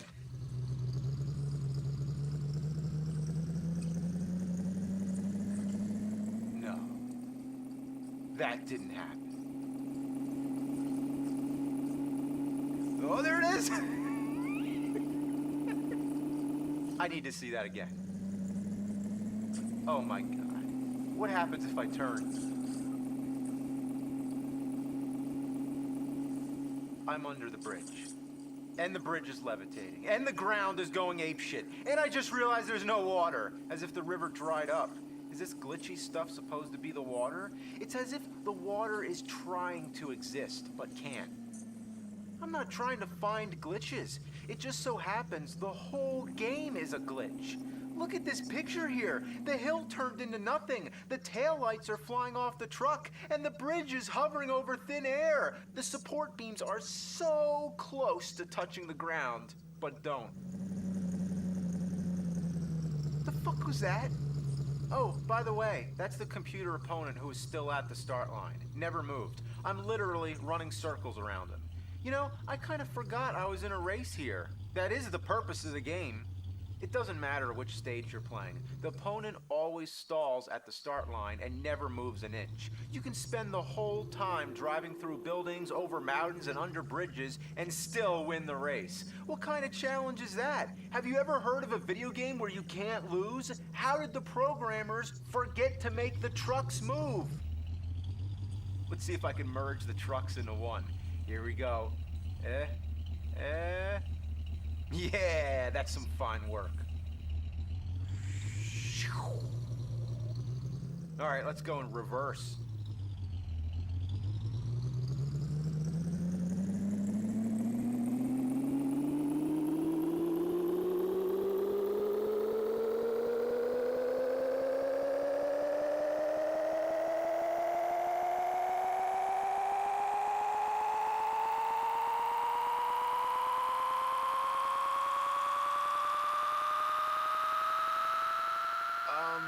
Ladies and gentlemen, the truck has left the game. The game is so fucking bad they programmed a way to escape it. And it's not a secret trick or anything like that. All you have to do is keep driving in one direction, and soon enough, you're in limbo. But wait. Let me comprehend one thing at a time here, all right? First of all, why does the truck go faster in reverse than it does going forward? It seems like it accelerates infinitely. How many times have I rolled the speedometer over? I must be going 1,000 miles per hour right now. In reverse, in a big-ass truck. I'm so far away, I can't even find my way back to the game. I've never been this far outside the boundaries of a video game. How do they let you do that? Even in the shittiest games I've ever played, even they stop you when you reach the gray wall of nothing. Even LJN games don't do this shit. This is the most unstable game I have ever played in my life. And would you believe that the copy I own is a more recent version of the game? Yeah, the version that most people have played is commonly found on the internet and is even less functional. In this version, one of the stages doesn't even work. If you try to pick this stage, it crashes the whole game. Not that it's any loss, it looks the same as any other stage. The truck you're racing against doesn't do anything different. It still sits there, waits for you to lap it and cross the finish line. Here we go.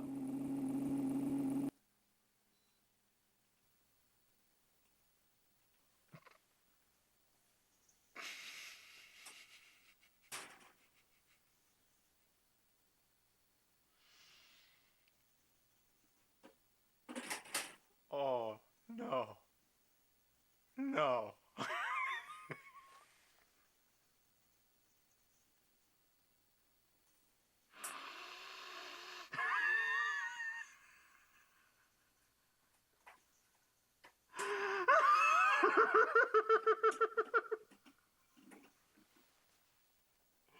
Oh, no. No.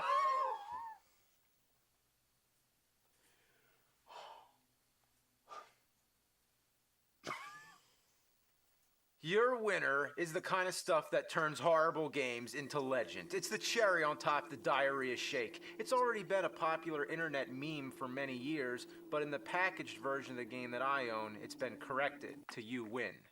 Disappointing, I know.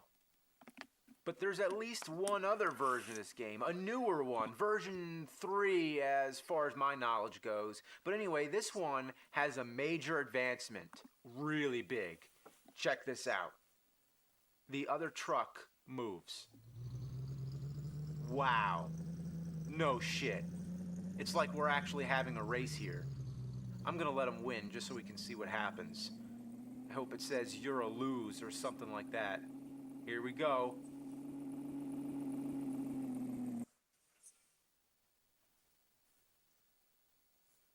What happened? How did I win? Apparently, the other truck driver just decided to stop a little short. In other words, you can't lose. Why'd they bother to release a new version if they didn't even fix the most basic thing?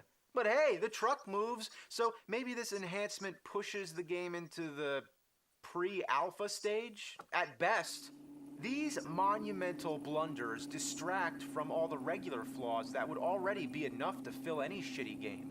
Most of the stages look similar, there's little variety, there are no sound effects other than the engine of the truck, the taillights are fixated on the back of the trailer doors and they look like somebody made them in Photoshop with the basic brush tool. Want me to prove it?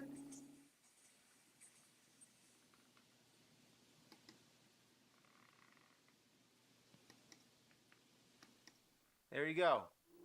The street is always breaking up like the glitch gremlin paved over it. Certain light posts are given strange colors that stick out from the rest of the game. The Arc de Triomphe appears twice in a row in a geographically inaccurate area. Trucks are referred to as cars. The ultra nav points you get from crossing checkpoints don't always go in order. I mean, what the fuck is ultra nav anyway? The timer goes outside the box. And on top of all that, the box that the game comes in is a complete lie. Never do the police chase after you. Maybe if that was just the front artwork, that would be excusable, but the back says you'll be hauling loads and trying to stay one step ahead of the law. Deliver your load to its destination. What are they talking about? That never happens. Oh, no, I stand corrected. This game delivers a load all right. Load of fucking shit! I'll deliver a load all over this fucking game! It's not even a game. It doesn't count as a game. If it were a game, you could lose. But you can't. It's nothing but win. You're a winner. It's like the game feels sorry for you. This is not even close to a finished game. If you can call it a game. It's the worst game ever made. And I've played a lot. What is this, episode 118? So that is a big statement, but I'm dead fucking serious. It isn't as frustrating as Dr. Jekyll and Mr. Hyde. No, it's not as bad an experience as that, but in terms of functionality, this is an all-time low. You can't release something that's not finished. Who looked at this? I mean, who looked at this and thought, yeah, that's okay, put that out? There's credits, which suggest that actual human beings were behind this. More than one. What were they thinking? Why would anyone want their name on this thing? And did any single one of them look at this and think, maybe there's still some work left to do? By the year 2003, wouldn't there have been some kind of quality control? Even the worst games from the 70s had some playability. I would have assumed that Big Rigs was just some test game, some kind of demo that a college student made, not an actual game that got sold in stores. It couldn't have been sold in stores. But apparently it did. This is the box. It came in a box, and it was rated by the ESRB. Somebody from the ESRB looked at this game and gave it a rating. I know it's not their job to judge the quality of the game, but somebody looked at it and thought, wow, this is shit. But imagine buying this game thinking it's going to be a cool racing game, then you bring it home and play it, and you get this. It's like a cruel prank. They should have recalled this game and gave out refunds. Imagine advertising this sort of thing. Imagine putting a commercial on TV for this shitload of fuck. I wonder what it would have been like. Hey kids, strap yourself in for some action-packed racing. It's Big Rigs. 18 wheels of thunder, and we got trucks. Yeah, trucks. Big Rigs. Off-road traction, more power for non-stop driving action. Big Rigs. Over-the-road racing, above the road, under the road, who knows? Big Rigs. Never lose a race again. You're always winner with Big Rigs. Engines equipped with quantum phasing molecular mechanics to pass through solid objects so as not to interrupt the racing experience. Nothing stands in your way when you're Big Rigs. Rear spinning tires with warp drive velocity for interdimensional exploring. Leave the game behind and exceed the boundaries of existence. Big motherfucking rigs. Driving around in fucking trucks. Big motherfucking rigs. Big Rigs. Well, there's one last thing to find out. How fast can you go in reverse? Let's push the limits.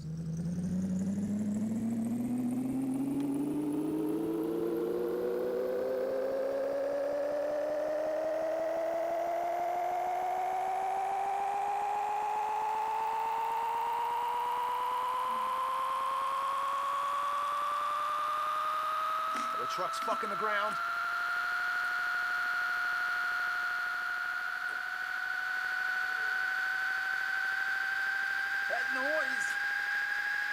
That noise, how high can it go?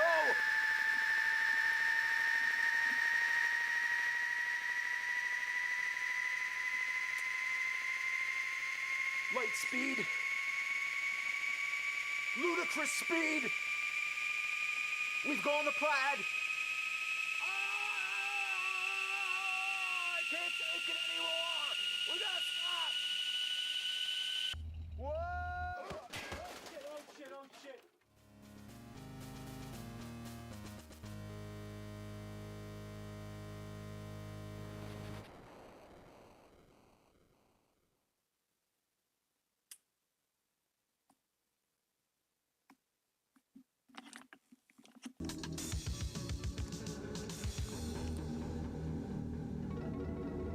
You're going to jail for what you did to me. What'd he do to you? He wanted me to strip for him to get a job. You're disgusting.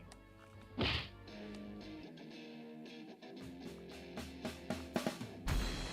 gonna take you back to the past to play the show nerd.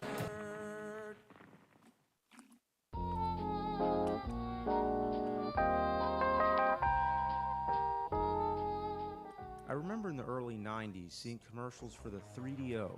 It was advertised as the most advanced game system, and it forced itself right into your face. Like, if you don't get this thing, you're gonna get left in the dust. It even went out of its way to insult Super Nintendo and Sega Genesis, saying that those are just baby toys. Well, everybody I knew had those baby toys, and nobody, I repeat, nobody I have ever met owned a 3DO. Probably because its price in the US was $700. I mean, fuck.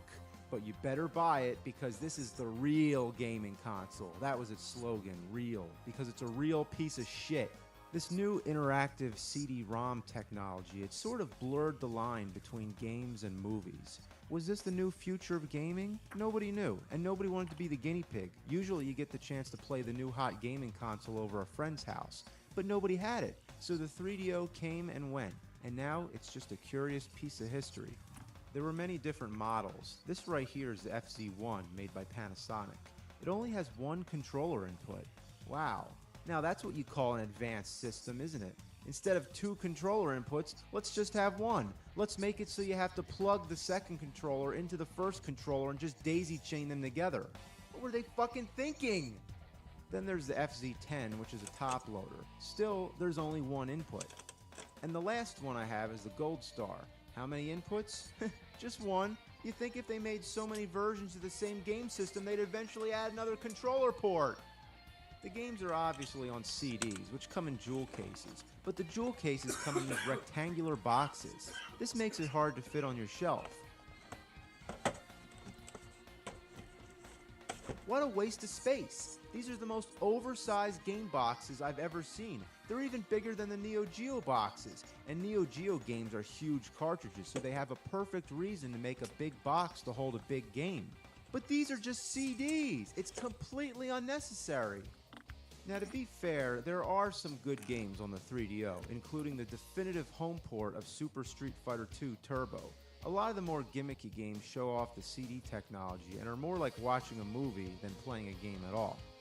Some of them are pretty impressive for its time, like Wing Commander 3, which features big-name actors like Malcolm McDowell and Mark Hamill. I searched high and low to find the worst possible 3DO game in this category, and I believe I've found it. It's called Plumbers Don't Wear Ties. Judging from the box, I don't even know what to think of it. An interactive romantic comedy. A plumber, a daddy's girl, chickens, crazed yuppies, evil bosses, shower scenes, race cars, pandas, a nun? What kind of game is this? Oh, what's this? Get it? No! I don't get it! Hi, my name's Jane. We hardly know each other, but that's about to change. This is interesting. Put your big, muscular arm around me and whisper sweet things in my ear. And I promise to do whatever your little heart desires. Wow. Now listen up. The rules of the game are real simple. You see, I meet this guy in the parking lot. Now you are supposed to identify with this guy. So she talks for 3 minutes as the camera zooms in on her breasts. Then the title screen pops up. You can't be serious. It looks like a kindergarten student did this in Microsoft Paint. And listen to the stock music. This has to be the worst title screen I've ever seen. Then come the credits. Race cars? Why is the color a negative? And then it goes into sort of a mosaic. Looks like a bad quality picture off the web. Then it goes to like a vertical letterbox. The titles are so bland, there's no drop shadow to separate them from the background, and the colors are picked at random, like a child selecting random pieces of chalk on a sidewalk. And it just goes on and on. Why are we watching still images of race cars? Why all the wacky filters? Why does it keep showing a naked guy lying in bed? Why is there a panda in a car on the bed? Why'd they leave so much extra space when they cut out the panda from whatever background it originally belonged to? Why is the perspective butchered so badly? It doesn't even look like it's really there. But then why would it be there anyway? Now why is it just a head of a panda? Why would there ever be a floating head of a panda next to someone's bed? We haven't even gotten through the credits yet, and this game is already a pile of monkey fuck.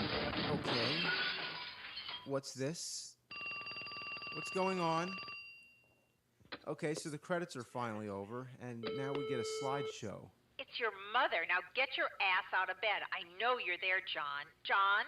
I said get up, John. Get out of bed, John! Get out of bed! Yeah, great concept. Every game should begin with 2 minutes of some guy's mom trying to get him out of bed. Stop smart-mouthing with me, young man. Why is it I haven't seen you with any woman? Why is that, John? Don't you like women anymore? John, are you gay? What? Cut the crap and listen to me. It's time you got married. You need children. I need grandchildren. I need my only child to bear fruit. And in my lifetime, don't you love your mother? This is not a game. This is like watching a movie. Or no, it isn't. A movie is something that moves. This doesn't move. It's a bunch of still images. If the beginning was actual video, why couldn't the rest be? Oh, thank God that's over. Now maybe we get to play the game. Where are you, Jane? You called me, Daddy. Don't you know where I'm at? What? There's more of this shit? Why the hell aren't you married yet, Jane? In that last scene, that bitch of a mother told her son to have kids. And keep in mind, you're seeing the abridged version. I've been sitting here nearly 10 minutes so far. Christ's sake, girl, how long does it take these days? You ain't that busy. Now, damn it, Jane, you get on the stick and make some babies for your poor old father. So there's our story. John and Kate are both pressured by each of their parents to find a significant other. Then we get a montage set to rockabilly music. Apparently, both Jane and John, these two unrelated characters, are taking showers at the same exact moment. There's a code to remove the censor bars, or censor face with the nose, but that's only if you really want to see John's hairy ass that much. They drag these scenes on as long as possible. Why is any of this necessary? Do we need to see their whole daily routine? Changing clothes, lifting weights, playing with cats, trying on more clothes, playing air guitar with a plunger? Oh, so is he a plumber? Well, the game's called Plumbers Don't Wear Ties, so I guess it makes sense. He's a plumber, and I don't see him wearing a tie. What the fuck? You can't even trust the damn title! And it keeps on going. We see everything. He gets on a motorcycle, she gets in a car, she's putting on lipstick, he drops his mail in the mailbox. Come on, why is that important? Then finally, Jane and John meet in a parking lot. Whoa! It's 8 o'clock and I'm seeing a 10. What I wouldn't get to do her plumbing. Yeah, okay. Okay. What the fuck? We know she'd like to meet him. She knows she'd like to meet him. But does John know she'd like to meet him? And now we get a narrator? After 15 minutes of this crap, all of a sudden we need a narrator to start explaining it? It's up to you, sport. Then finally we get a choice of what happens next. So, who do you want to make the first move? If you want John to do it, hit A now. This is the first time there's any interactivity with this game whatsoever, but it's just as much interactive as playing with the menus on a DVD. There's games like Night Trap and Dragon's Lair, which are like movies, and there's not a lot of actual gameplay, but this piece of shit is way, way below that. This isn't even in the same category as those kind of games. It's the bare minimum of what you can actually call a game. Do girls actually like guys who are really aggressive? I don't think so. But what makes it even worse is the control. Yeah, you might be wondering, how the fuck could the control be bad on something like this? Well, what happens, the highlighter gets stuck. At first, I thought my D-pad was broken. But no, what it is, you have to wait for the narration to finish. John throws caution to the wind and pursues Jane.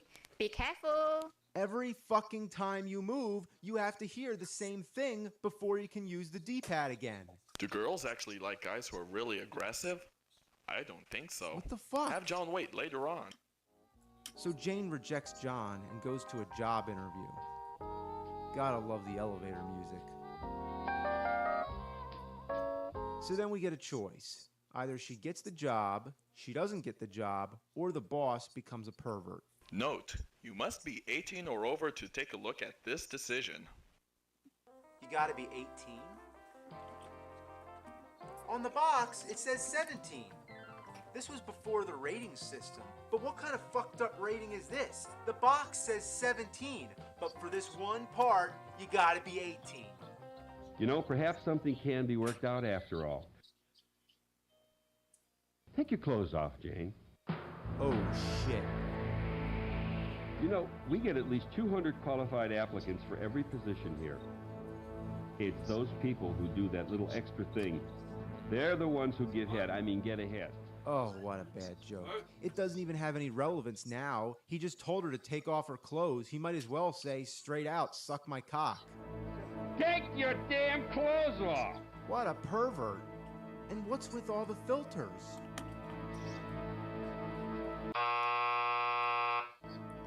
Now see how your sick curiosity led Jane into this mess? Time for another decision. Either she refuses to take off her clothes or she accepts. Now, wait a minute. The first decision says our heroine declines the disgusting proposal. But in the image, she seems to be taking off her clothes while running away, but still. It doesn't make any sense. Did they swap the images by accident? So let's go with the more interesting choice. Damn! She just happened to have a whip and handcuffs?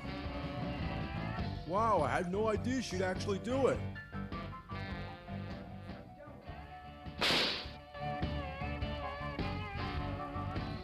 What kind of fucked up game is this?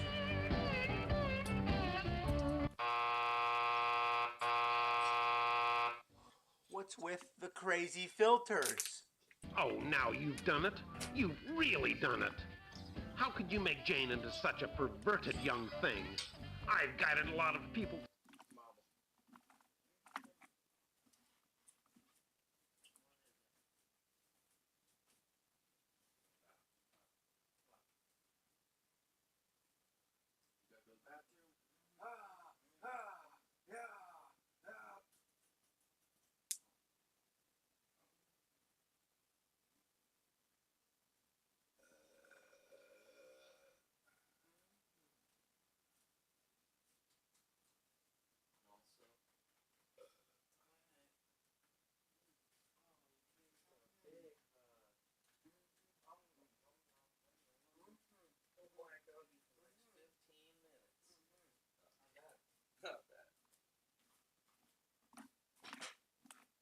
Through this story, Jane into such a perverted young thing. I've guided a lot of people through this story, but I've never seen such a disgusting series of plot choices in my life. A fucking chicken mask! An upside down fucking chicken mask!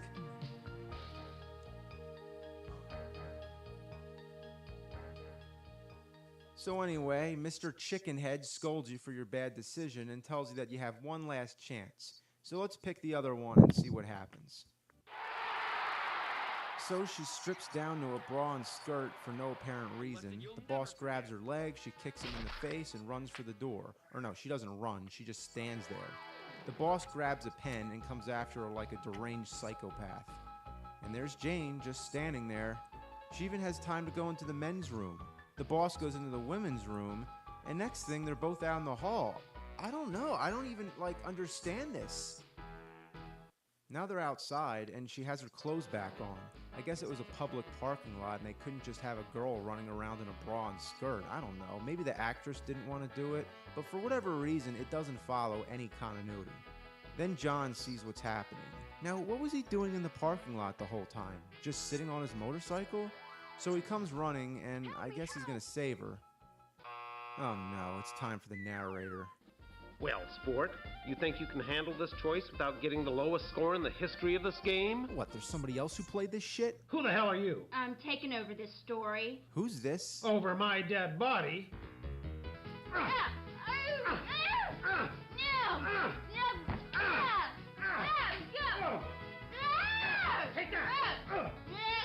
I wonder how this would have all played out if it was actually moving. I'm taking it over. Finally got rid of that obnoxious character. And that horrible music. No kidding. At least the game's self-aware. I'm what's known as a takeover artist, wanted in 30 states for hijacking fiction. So she's taking over as the narrator. Why is this necessary? Do we not have enough narrators? On the selection screens, we have at least 2 different voices talking to us. And then on top of that, there's this goofball, and now a fucking karate chick.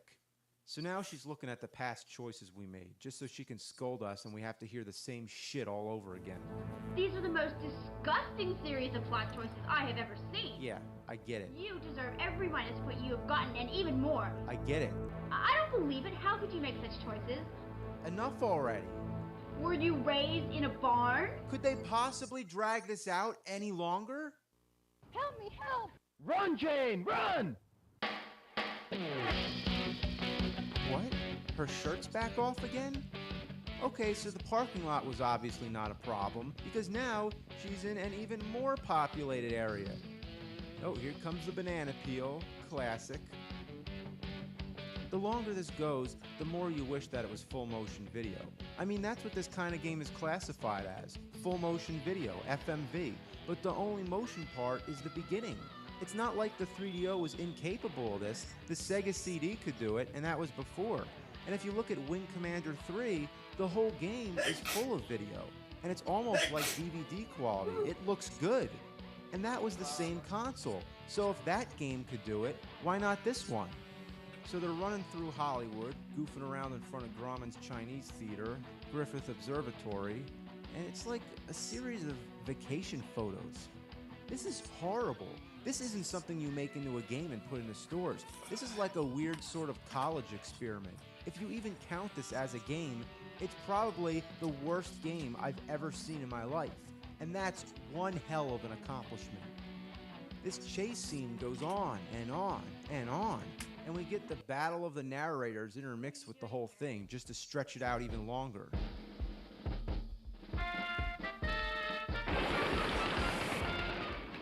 What's going on? Why are there lines of bullets? If he's shooting her, shouldn't the bullets be coming from the gun or scattered across her body? Why are they just placed randomly all over the screen? And they put an X on her face to show that she's dead. I'm back in control now. Are there dogs applauding? I'm not imagining that, am I? There's dogs clapping. I didn't even know that dogs were fucking watching. So the next thing that happens, the boss, whose name is Thresher, by the way, he offers to pay Jane for sex. So after trying to rape her and kill her, now he's offering her money. So for the next 5 minutes, John tries to persuade Jane while she negotiates her price with Thresher. Your original deal was $5 million for one night, right? So what's $7.5 million for 2 nights? I'm giving you a $2.5 million discount. That's way too rich. 5.5. I'm not kidding. It goes on for like 5 minutes. It's like $5 million for a day, $7.5 million for a weekend, $5 million, $7 million, $5 million, $20 million for a week. Ah, like stop it! Get to the point. No way, I ain't no slut. 7. 6. Later that night. Oh, thank God. 6 7/8. How much is that anyway? What? They're still negotiating? And how is it later that night? It's not night. It's not fucking night. So then John goes into this big emotional speech. I don't want you for a night. I want you for a lifetime. I've been searching for you.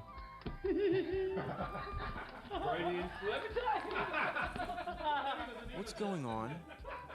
Why are people laughing? I'm gonna keep that in the script. It's an outtake? They left an outtake? I'm gonna use that. I'm gonna take Just for a joke? Okay. So it's technically not an outtake. It's an intake of an outtake. What the fuck? Why'd they do this? His slip was that he said searching for me instead of searching for you. Was it that funny? So if you have Jane accept Thresher's offer, they just walk away, you get scolded, and then you have to go back to the decision. Uh-oh, I screw up. Could you give me another run? So if you pick the other choice, she walks away with John. They go out in the parking lot where they originally met. I don't know if to be ironic or just out of convenience. Well, congratulations. Now for the final choice. Either I want the Hollywood ending or give me something different. Yeah, you know what? Give me something different. Give me a different fucking game. This is one of the worst things I have ever seen in my life. On the box, it says plays like a game, but feels like a movie. Well, that's horse shit. It does not play like a game, and it certainly does not feel like a movie. It's a slideshow that verges on being softcore porn. But it isn't that either. It's like some kind of experimental art project. If I just made a bunch of shit and put all kinds of filters on it, that would be the same as this miserable pile of fuck. It would also be the same to go take a shit on a piece of toast on top of a roof while wearing a fish mask singing "I'm Too Sexy."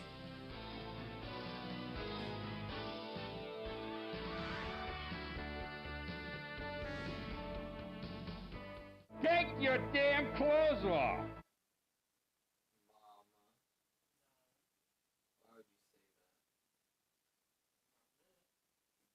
Thanks for joining me on this episode of Angry Video Game Nerd. I'm about to leap into a fermented pile of zombie crap with nothing to defend myself with other than a 3DO controller and my own wits.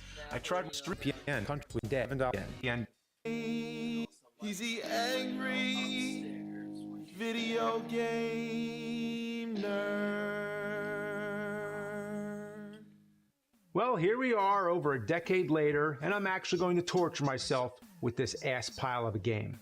I first mentioned Corpse Killer in the Sega CD episode way back in 2007, so I shelved it and haven't thought about it since then, which is like pissing up a drainage pipe. It comes right back. It's also like on Thanksgiving when your family's sitting around the couch watching football after dinner, just blowing hot turkey farts into the cushions. Then a week later, you plop down on the couch and that week-old turkey fart cloud envelops you. Well, that's Corpse Killer. And now, after all that time, I'm still not reviewing the Sega CD version. I'm reviewing the 3DO version instead. Why is that? Because they're all the same. You couldn't even take two shits as identical as this shit.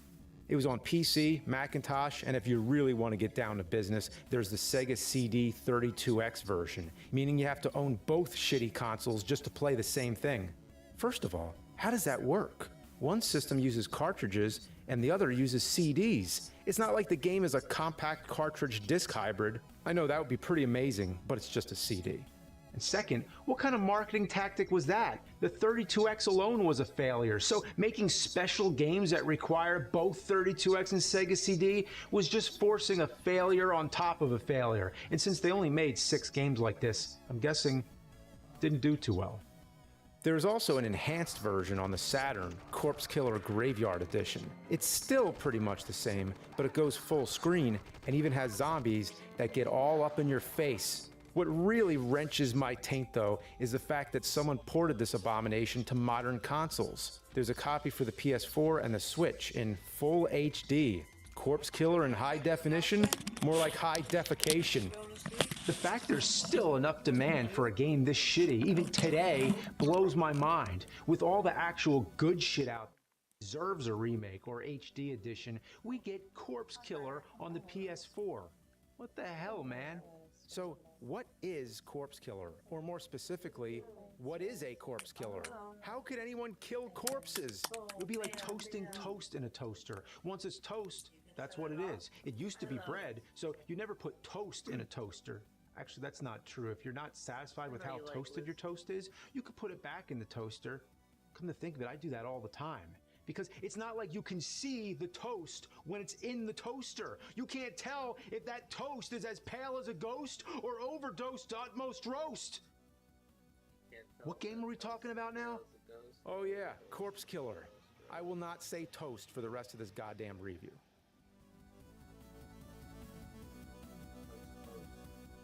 Alright game, you're getting reviewed now. It's a baffling mess of shit graphics, piss-poor control, and vomit-inducing sound, all set to a backdrop of a low-budget B-movie. The B-movie part is fine, but when you mix a B-movie with a shitty game, it's like making cake batter out of monkey barf and horse piss. All the live-action scenes were directed by John Lafia, the writer of Child's Play and director of Child's Play 2. No kidding. Sandwiched in between the cutscenes are levels where you play as a nameless Marine and walk slowly to the right on some jittery-ass backgrounds. Scale and perspective have absolutely zero meaning on this island. There's a bunch of airplanes in this level that look smaller than the zombies. And here there's giant fucking skeletons all over the place. Seriously, look how giant these motherfucking skeletons are. Kinda reminds me of Terminator 2, the arcade game, if they made the whole game over a weekend. Calling Corpse Killer a game is far more than it deserves. You'd have more fun navigating a DVD menu with your dick tip. So anyway, the object of the game is to save all your fellow Marines from the evil Dr. Hellman. I'm guessing he decided to give up on his mayonnaise empire and move on to raising an army of voodoo zombies for world domination or some shit. Hellman is played by Vincent Schiavelli. You might remember him as the hobo ghost from Ghost, who teaches Patrick Swayze how to use his ghost powers. So, you parachute in and get attacked. Here you meet your two companions, Winston, your driver and guide, and Julie, a no-nonsense reporter looking for the scoop on the zombie-infested island. They're only in the game to move the story along and shuttle your ass to areas filled with zombies that can only be beaten by walking to the right. You walk to the right in a village, a swamp, the beach, old temples, and airports. There's a ton of places you walk to the right, and that's all you fucking do from now until you beat the game or say fuck it and shut it the hell off.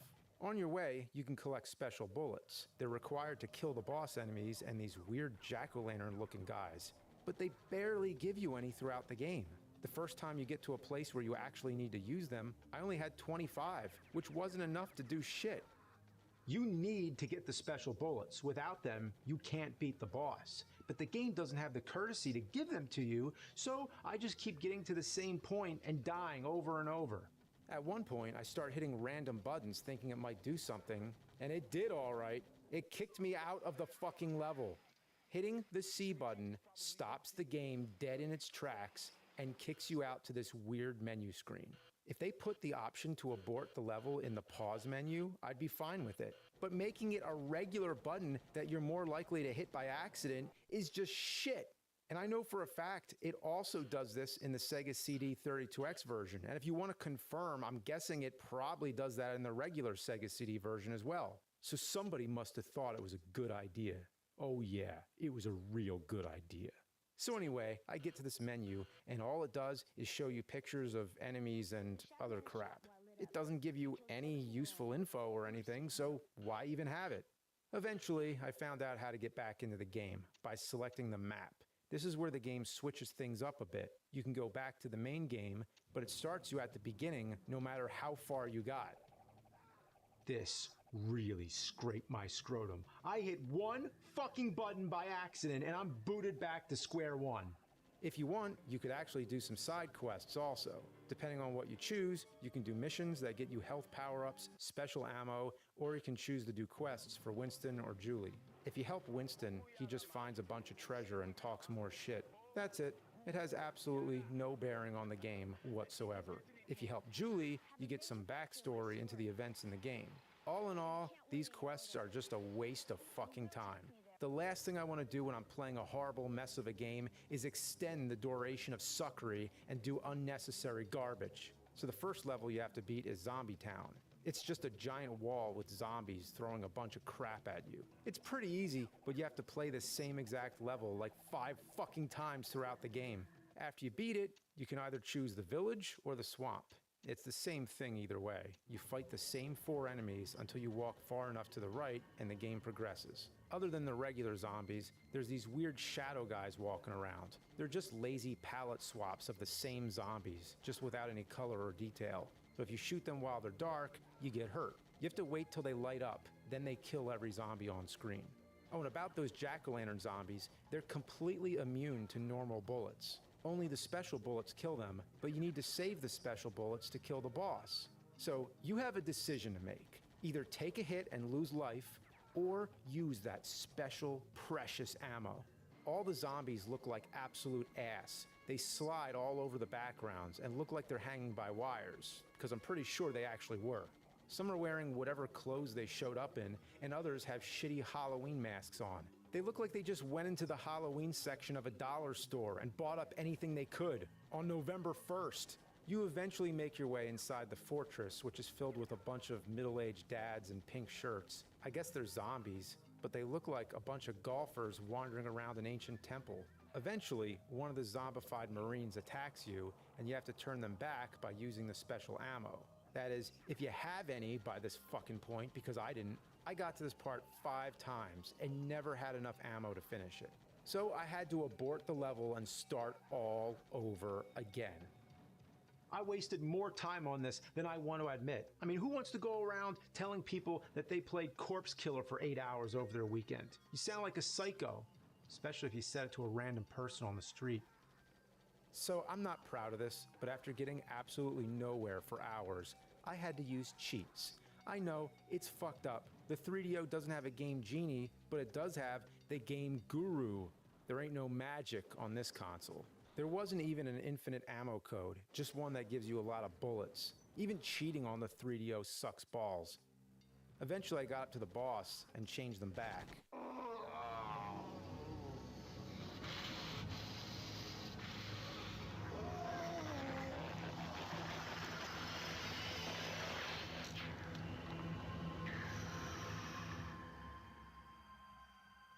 I gotta say, I really hate this game, but it's kind of hilarious. After you change your buddy back, you hang out with them and drink some shit out of a skull that replenishes your health, and then head back to defend the graveyard. So the graveyard serves as your home base in all this. I mean, that's pretty smart. The heroes decide that the best possible place they could make a home base during a zombie apocalypse is a fucking graveyard! So from here, you run through the village, head to the fortress, fight more jack-o'-lanterns and sad golfing dads, then save another marine, rinse and repeat. That's it. Oh, and every time I go through a cycle of levels, I have to reset, delete my previous save, then go back to the Game Guru to put the code back in. If Merriam-Webster called asking for the dictionary definition of tedious, I'd say this right here. All that shit just so I can see these Oscar-worthy cutscenes.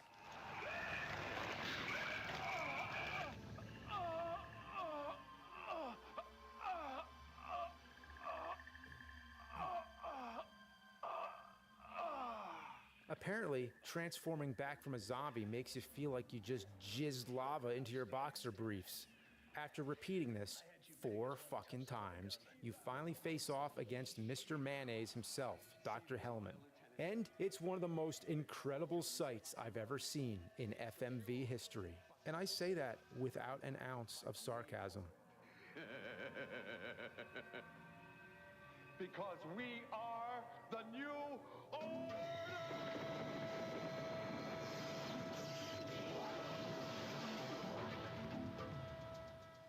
Oh, good Lord! The final boss of this game is a JPEG of Vincent Schiavelli's face, spitting an endless stream of zombies at you. You know, I'd find this whole fight hilarious if it weren't the most frustrating thing possible. Basically, I don't even know if I'm winning or not. Zombies just shoot out infinitely as the picture shifts around and gets more and more ugly. The problem with this fight is you have to beat 2 levels before it, and if you get hit on either of those levels, chances are you're completely fucked for the boss fight. Seriously, this fight goes on forever. Hundreds of zombies fly at you, literally hundreds. I spent about an hour on this fight alone because I died about a shitload of fuck times. It was demoralizing. It's okay. Death is really, really cruel. Imagine trying to build something out of Legos, but every 5 minutes someone comes into the room, smashes what you've built, and shits on them, and then you have to start over using the poopy Legos. That's what this boss is in a nutshell. If you actually manage to beat this shit, you get treated to a hilarious death scene. Then you get a bunch of stock clips of fighter jets shooting cartoon lasers at the base till it explodes. Oh, also you get to see Julie in a swimsuit for some reason. How, when, and why the hell she changed into a swimsuit makes no sense. My guess is they needed something to ease the pain of having to spend your weekend slogging through this useless excuse for a video game. All in all, Corpse Killer is just a waste of disc. The entire budget no doubtly went to the production of the B-movie scenes, and barely any effort went into the actual game.